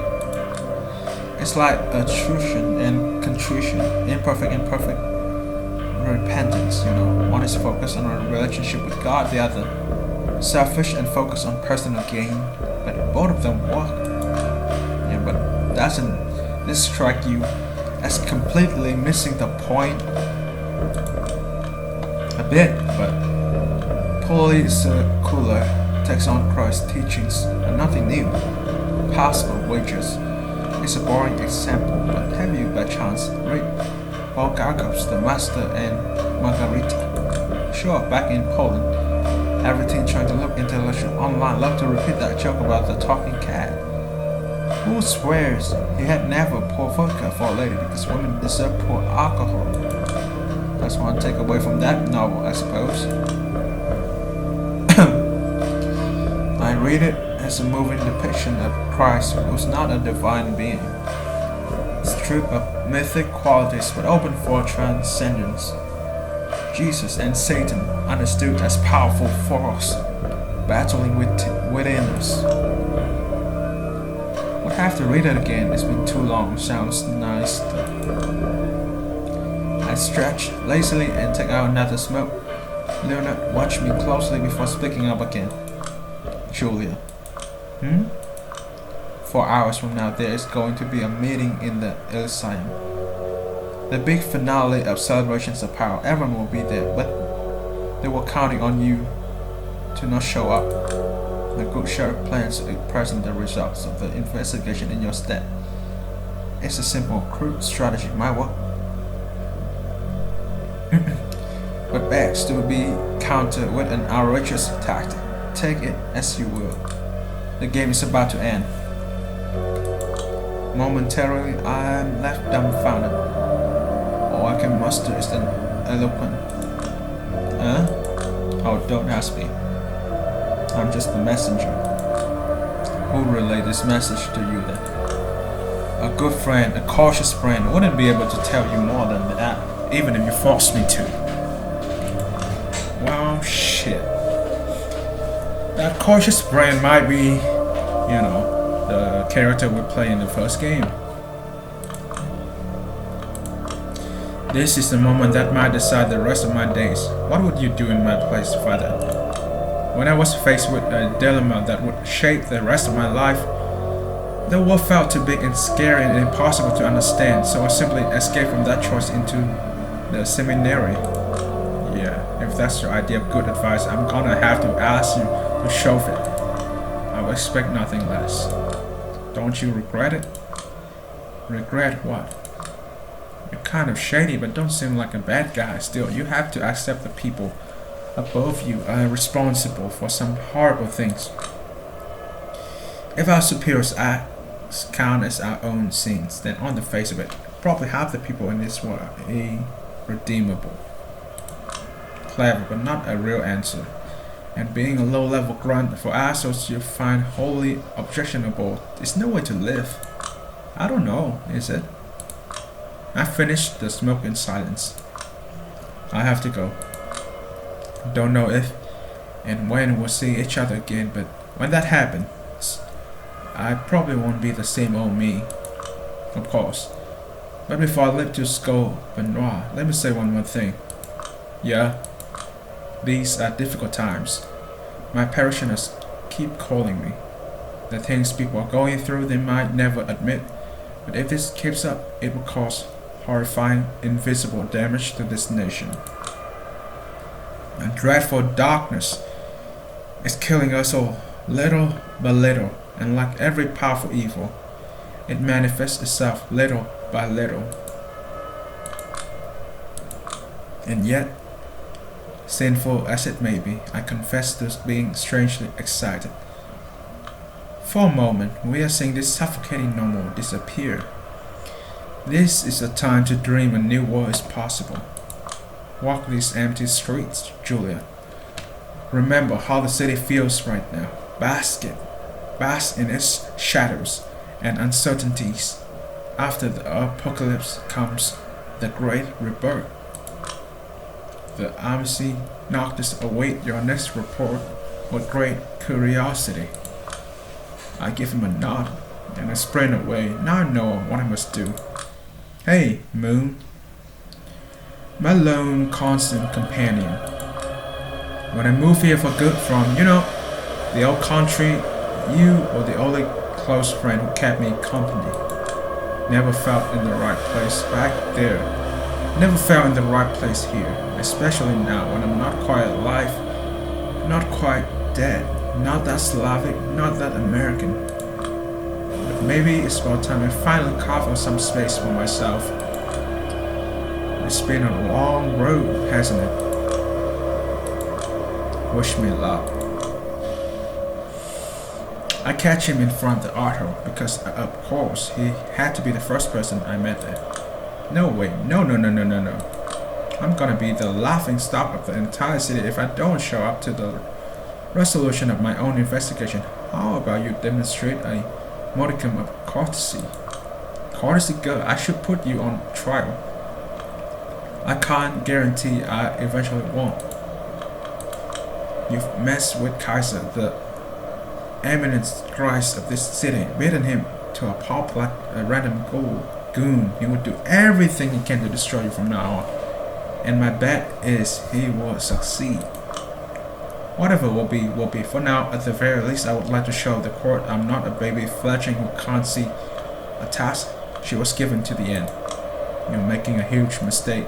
How did you even learn this meeting is happening in the first place? Maybe I'm not as trash an investigator as you thought I was.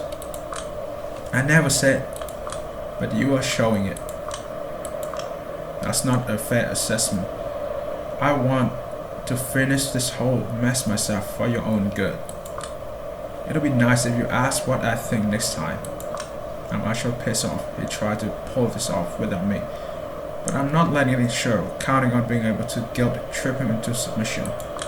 His deep sigh resignation proves that my tactic was successful.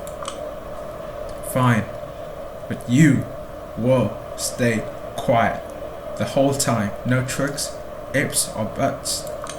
But of course, this way. We step into the mall of the gallery. The celebrations of power are almost over. Everyone is back to the usual respective styles again, looking wary of each other's company, trapped in their own little worlds. The art hall is nearly empty now, and Kadir is gently arming the last remaining nobodies into leaving the premise. Eventually, only me and a select few New York Camarilla's VIPs remain. Ah, Mr. Winsky. Barely made it, huh? The assholes with the glue on smile spots me first, and he's just as authentically enthused to see me as ever. So, he finally showed his face around here. I wasn't sure you would join us tonight. Could you make this meeting sound like a one-man show? The preparations took me a bit longer than I thought they would. I apologize. Are you, by chance, planning to surprise us with something? Well, if I was planning something, it wouldn't be a surprise if I tell you now, would it? Can I have everyone's attention, please? We're about to begin. Everyone remaining in the building gathers around Kadir. Ah, exciting. Is everyone present?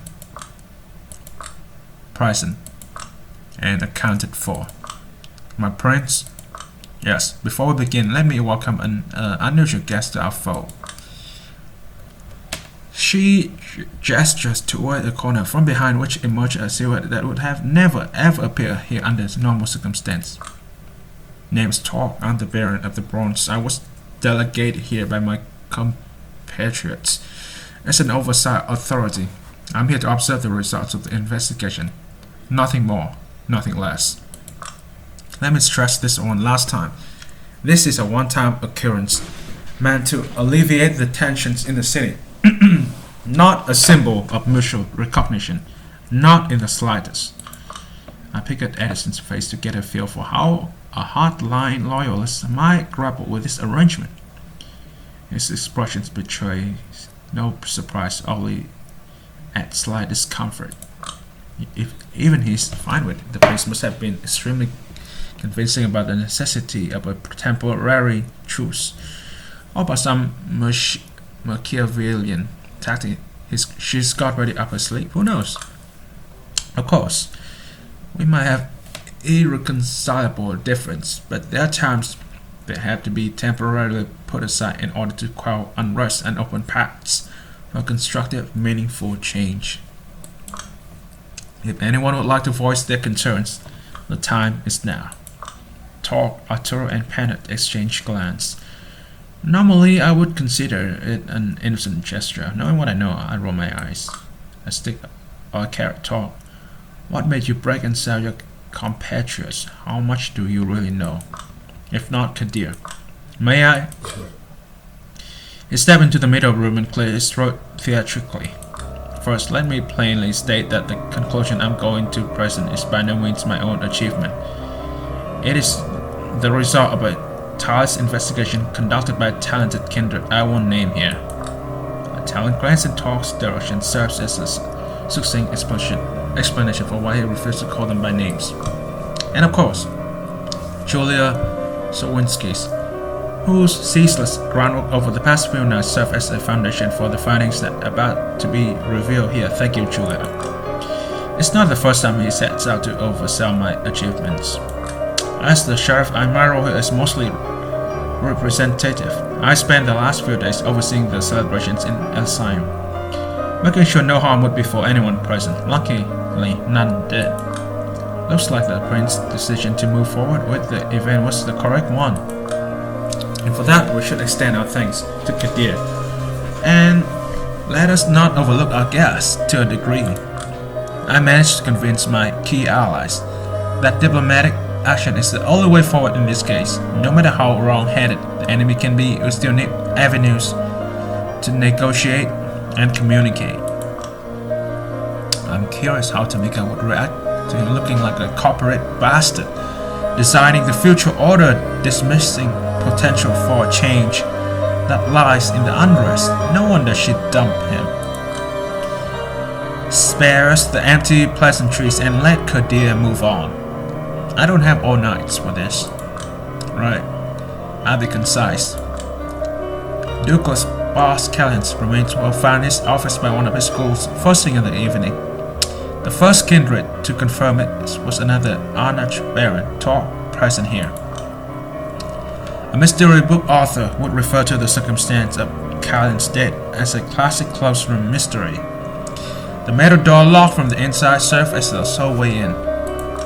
There was no murder weapon, no useful testimonies, and the evidence was, how do I put it, barely circumstantial at best. What was left for us was one halfway puzzle, one where the answer couldn't even be approached using the try and test question, cui bono. We were present with a poorly timed power upheaval, a tense situation. While a long planned celebration was in danger, suddenly all of us were faced with an uncertain future. Everybody benefited, yet nobody did. No one was especially fond of Callan, but it's not like anyone seemed particularly keen on removing him from the equation, especially at this time. For a moment we were sure this was the beginning of an offensive on the part of the Camarilla. We started wondering just how violent our retaliation should be. And as far as we were momentarily convinced that the Anarchs were plotting to blame us for their own internal power struggles. A tense situation, resolved only thanks to skillful and swift diplomacy. Dare I say yet another victory for our talented prince? Joel made sure to examine all the contacts Callan might have had in his last days. In both sects, her efforts were tireless, and only rarely misguided. He just had to spit out at least one biting remark, didn't he? Oh, well, he's probably just covering his ass. But as exhaustive as they might have been, they only served to muddle the possibilities, not explain them.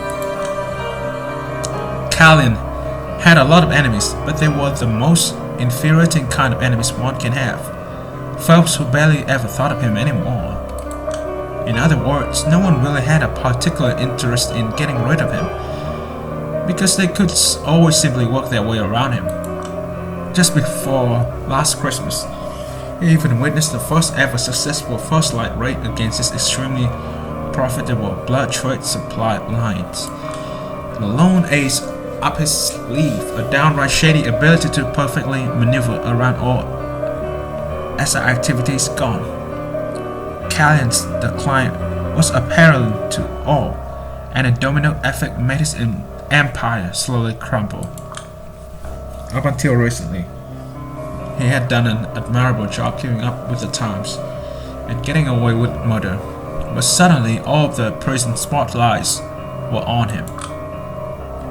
The recent stories we hear about him all depict a depressed, downright manic recluse lasting out at everyone, struggling and utterly failing to fit into the new reality he found himself in. A closed room, no evidence of struggle and lack of strong wide units, the corpse being found in the very early evening hours. The conclusion is simple. Callan's final death was self-inflicted, suicide to put it in simple terms. Silence has filled the room. So, wow, that really is the angle they'll be pushing, isn't it? Let's hear it, Sheriff. I will explain. It was an independent detective who first set me on to this theory only last night. There's no suicide note of any kind, of course, but the message our recently departed has sent might not have necessarily been a verbal one. The peculiar thing was the position of the body. It was like an arrow pointing at us to notice something. It appears the last thing Callan saw in his life was a portrait of one Lord Camarilla, the second Marquess of Londonderry, which is coincidentally where Callan was born. To most, he was a reviled traitor, a heartless suppressor of old descent. The main threat against each rebellion the Irish have gone through, successful in all ways but those that matter to his people. Some call him a tragic figure, holding together selfish allies against a common threat, always fighting for painful and unpopular compromise, ruined by overwork, sickness, and poor public speaking skills. Not hard to see why Douglas Callan would empathize. Polite snickers. Indeed, especially when you realize that the sickness is in his blood. His failures, the hatred from his own people, and a growing paranoia led him to commit a dramatic suicide within his own four walls. I see. The assumption is, instead of stabbing himself to death with a knife or a pen, he decided to let the sun embrace him in its warmth. Camarilla's face burning into his eyes, a poetic final death. It's not a closure we might have wanted, but probably the best explanation of his motivation that we're going to get. Does everyone follow? A heavy silence fills the room. Nobody speaks up except Prince Panic. To me, it's all perfectly understandable, agreeable, and most importantly, it fits the man I've come to understand over the last 2 decades. Consentient murmurs resonate through the room. Agreed, and might I add, there were some irregularities in the handling of the crime scene, but the Anarch leaders' findings suggest that Ken's resentful ghouls were to blame.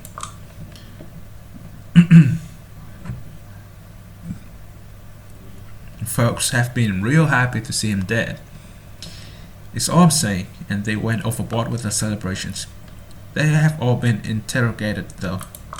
Yes, I have received all the resulting intel, and it's done nothing to change my mind. Their depictions of Callan's state of mind all serve to support the suicide theory. It is my suggestions that we announce these findings to our respective communities first thing tomorrow night. Sounds reasonable, and I think that concludes this meeting. I'll let the keeper of the Elysium do the honors.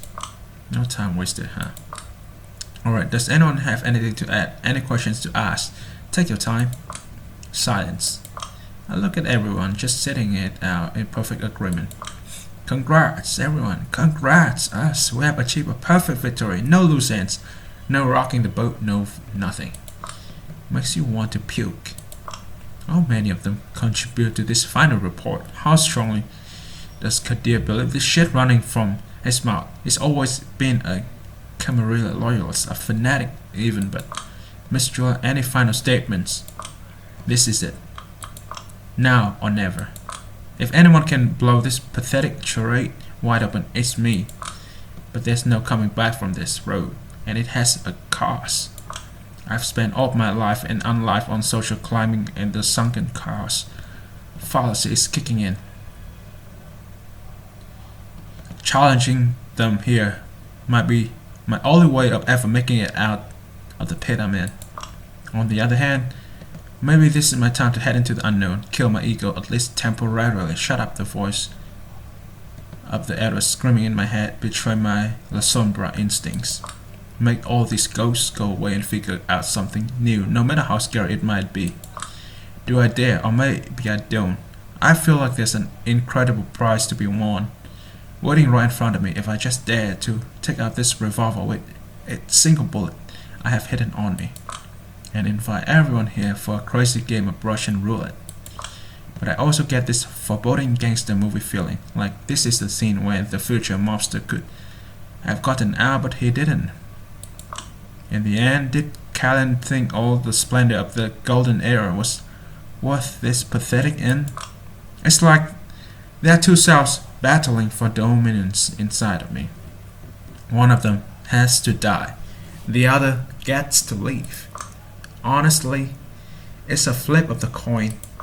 I reflect on all the kindred I've met, lessons I've learned, choice I've made over these past few nights to make a decision. And then feeling like I am simply following the way I conducted this investigation to its logical conclusions, I respond, no. Nothing. Kadir has done an excellent job of summing up the entire case.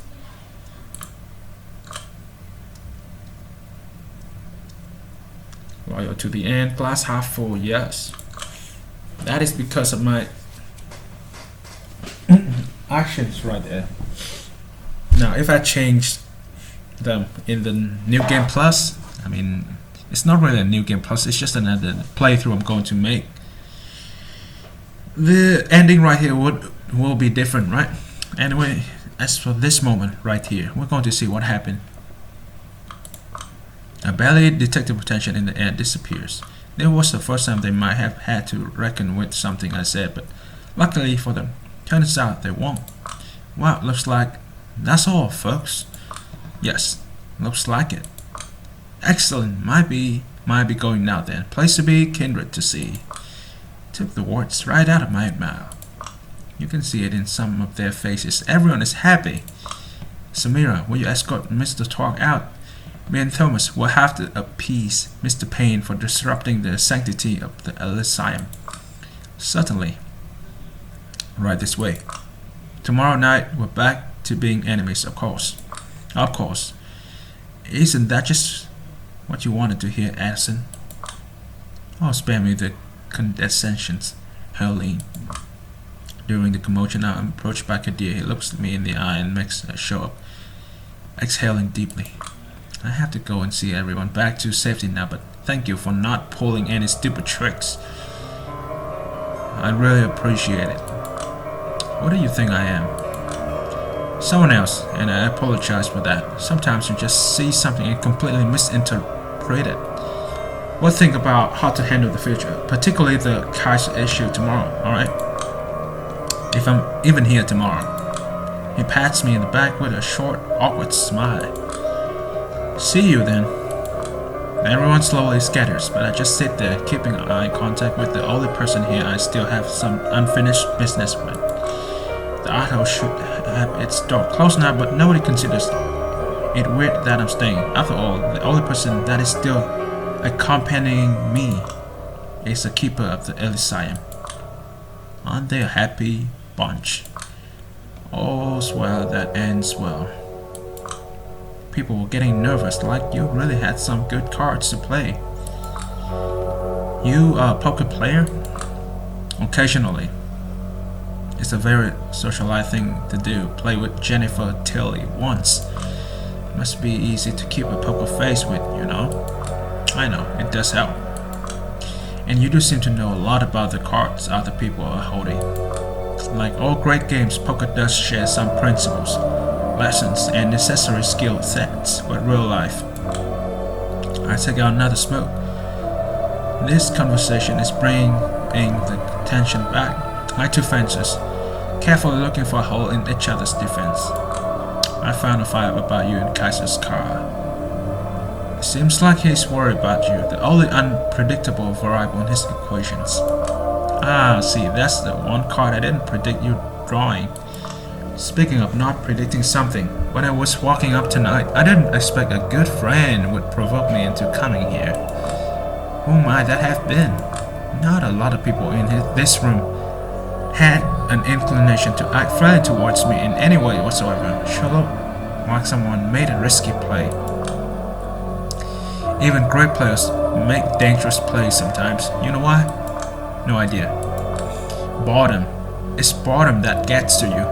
Even when you love the game, there's always this fear that it might turn into a perfectly predictable series of optimal plays. Time to make a play that might not seem optimal at the moment, then a direct attack. You're not really Catherine Weezy, are you?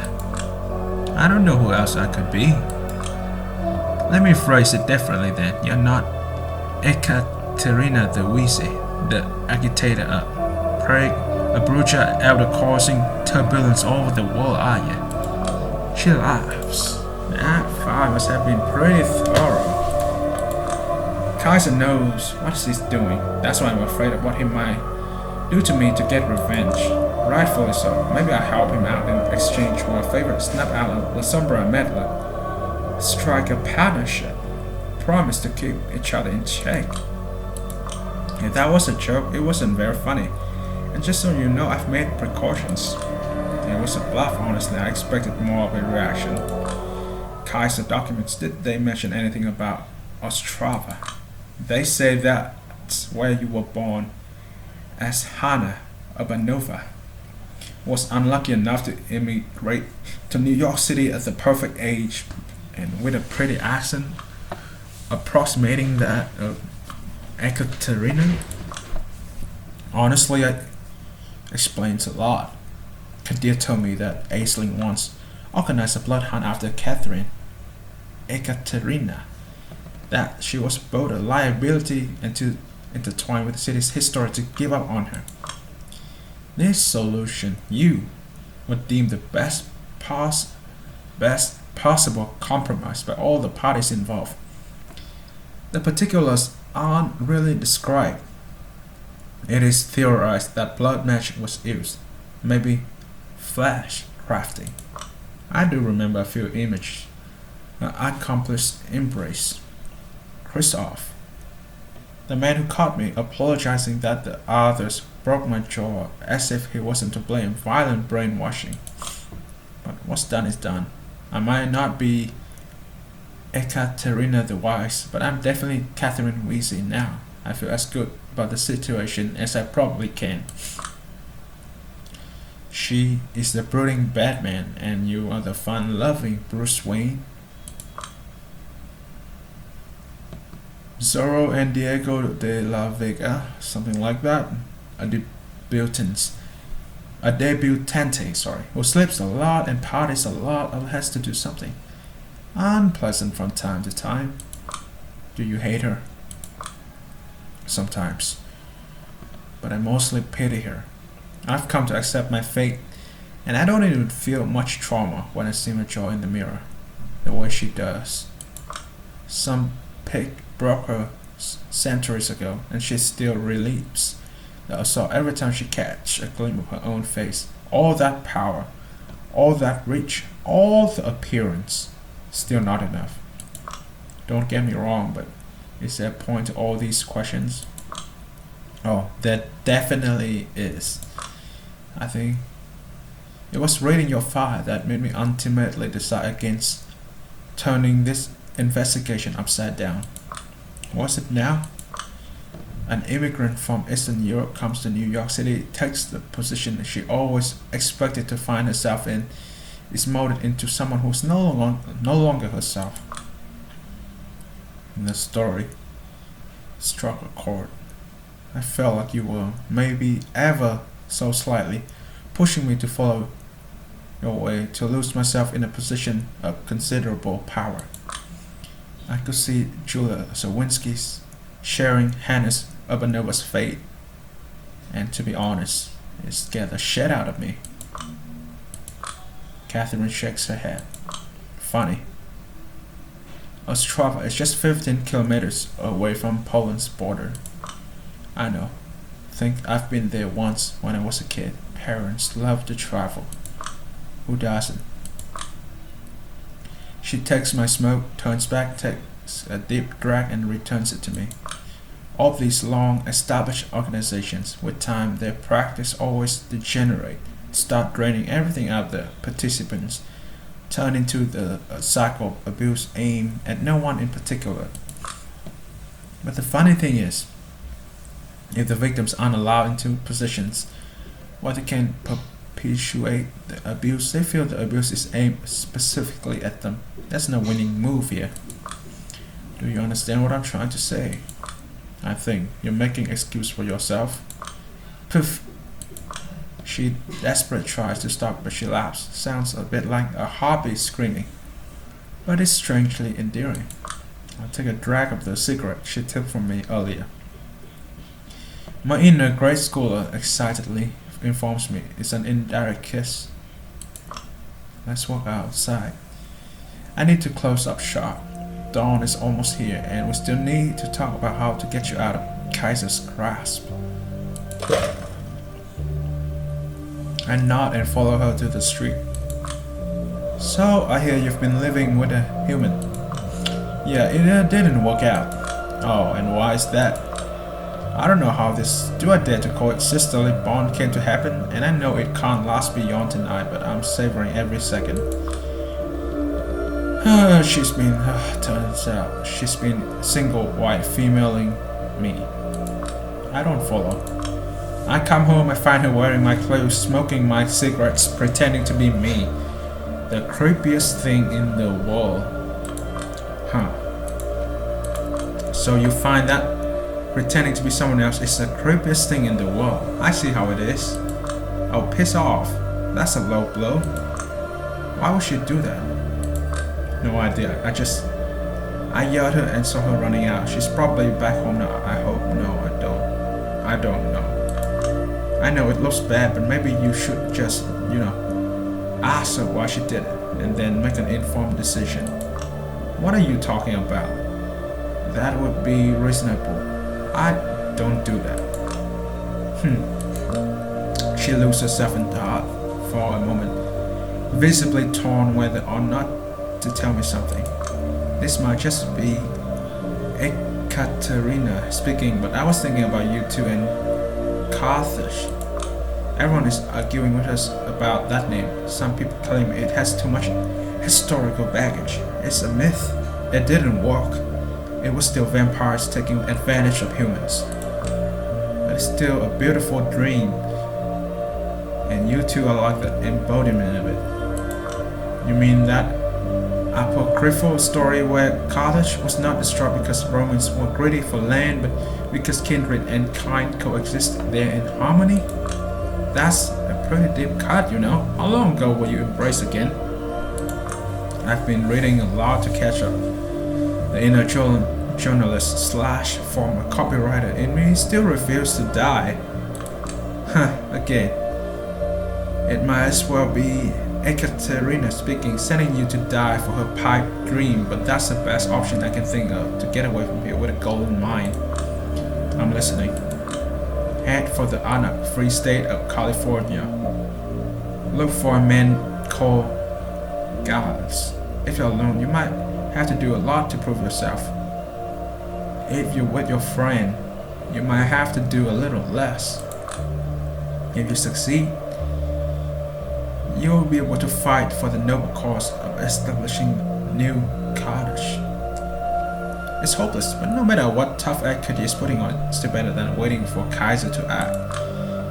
Might as well give it a shot and then see what's next, thank you. Don't thank me, you idiot. I'm sending you to the west coast to die just so you're not here to blabber about me to Kaiser's, and so that I can please my boss. Now scram. The sun is almost up. Sure. Thank you nevertheless. Even if just to piss you off some more, anything else I should know. I don't exactly know how practicing you are. Not even Father Leonard knows, but in an hour peril, keep St. Jude, the patron saint of desperate case in mind. I'm not even religious, I mean, really, but in my darkest hour, someone told me to keep him in mind, and maybe I wouldn't be here if he didn't. Yeah, I know of St. Jude. In happier times, Mom used to joke he was a patron saint of her sex life. I see. Fellow Catholic guilt survivor, huh? That classic Eastern European upbringing. I'm not admitting to anything. Stay safe, Catherine, and thank you. See you again someday somewhere, Julia. Although, probably not. I wave at her for the first and probably the last time and leave the L sign behind. Hey. Hey. She's sitting on the bed. It's obvious she was crying before, but is trying her best to hold up. Where were you? I was finishing my big investigation. She snips. So, how was it? Yeah, I fucked it up. Big time. Didn't even put up a fight. Don't tell me you expect anything different. I did actually. You used to be a shining example of an investigative journalist. Maybe I never felt comfortable being an example. The wince on her face proves that got to her. I'm not happy with who I am. Jesus, you're real copying me in every damn respect, aren't you? Fuck you, I'm being serious. I know I'm not trying to be an asshole, or rather trying not to be an asshole. Wait, what?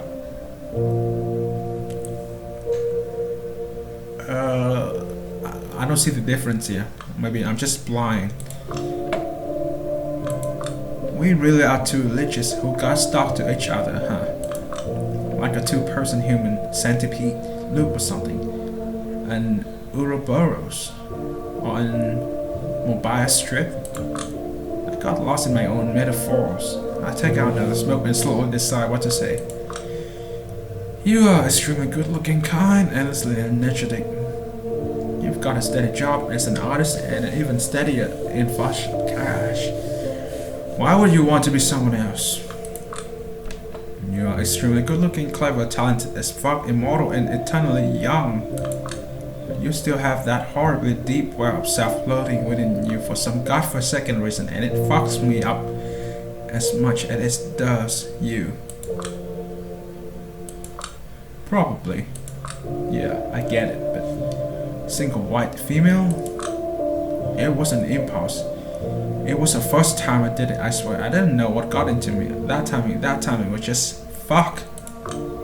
Maybe I just wanted to see if I can be a better you than you. I don't know. Maybe I need therapy, but I'm tired of looking for the kind of therapy that feels like it works and is not just brainwashing me. She might be lying, but I don't want to believe she's lying.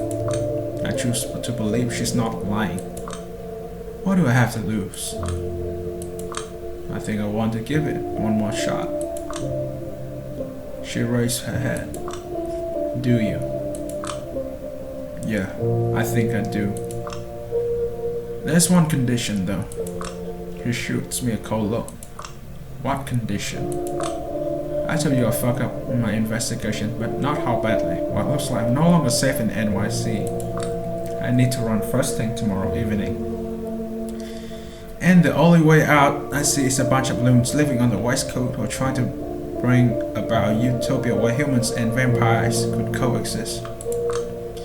It's probably even more dangerous than staying here, to be honest. Not to mention how dangerous it could be for you. And I haven't even figured out how we're going to get there safely.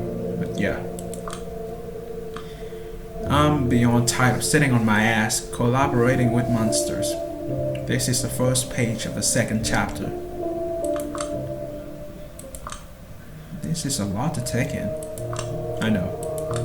But I think I'm in. I know I'm in.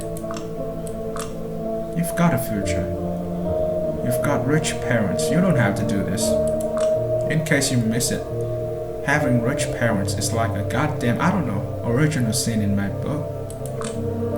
I don't want to coast on their money. I want to try doing something that fucking matters. Are you certain?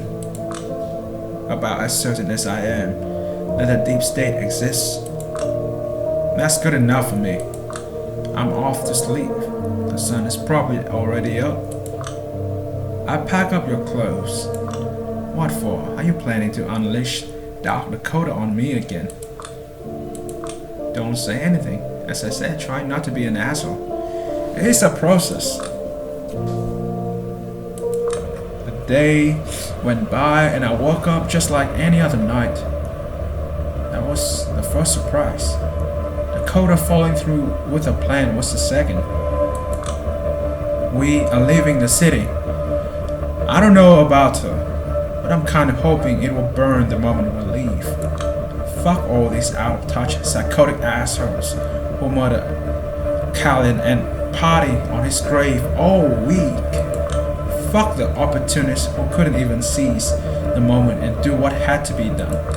Fuck this temple of Mammon where truth is impossible to find. Fuck the Bronx, fuck Brooklyn, fuck Queens, fuck Staten Island, and fuck Manhattan. Fuck Manhattan in particular. Okay, I'm done. I'm probably gonna try to stop at motels, drink from truckers and hitchhikers and whatever. Exciting. We'll be like a pair of serial killers prowling America's highways. Remember Near Dark? That nomadic vampire movie? Of course I do. Is that what we're planning to do in the Midwest? Maybe. Maybe not. We'll improvise. It just hit me. Won't the motels and such be closed because of the virus though? Shit, I don't know. I didn't think about that. Maybe I really should have robbed a bank and just paid the circulatory system goons to smuggle us to the West Coast. Ah, whatever. It might be fun. Remember, you will be the one paying for everything. I don't want to expose myself to anything, and I don't want to expose anyone to anything. I've seen enough shit talking online about this exodus of New Yorkers who are probably spreading that thing all around the country right now. Gotcha. We should wash the car, I think, and you'll be disinfecting yourself before any time you touch. Okay, that's just being freaky. And maybe you should wear a mask. Nope, it's the land of the free and the home of the brave, I guess. Hey, yeah, do you love me? Of course I do. For now at least.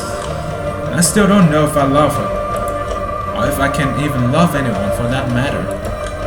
I'm a fucking monster after all. I don't even know if we'll exist next month. The prospects are not looking good.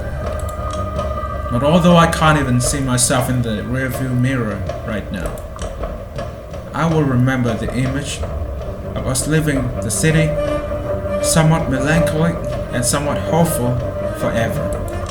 And maybe the meaning of this image will be clarified with time, or maybe I will just force a more positive description on it, and that is what I will believe. No matter what happens, even if oceans of blood lie before us, I will make this a cherished memory.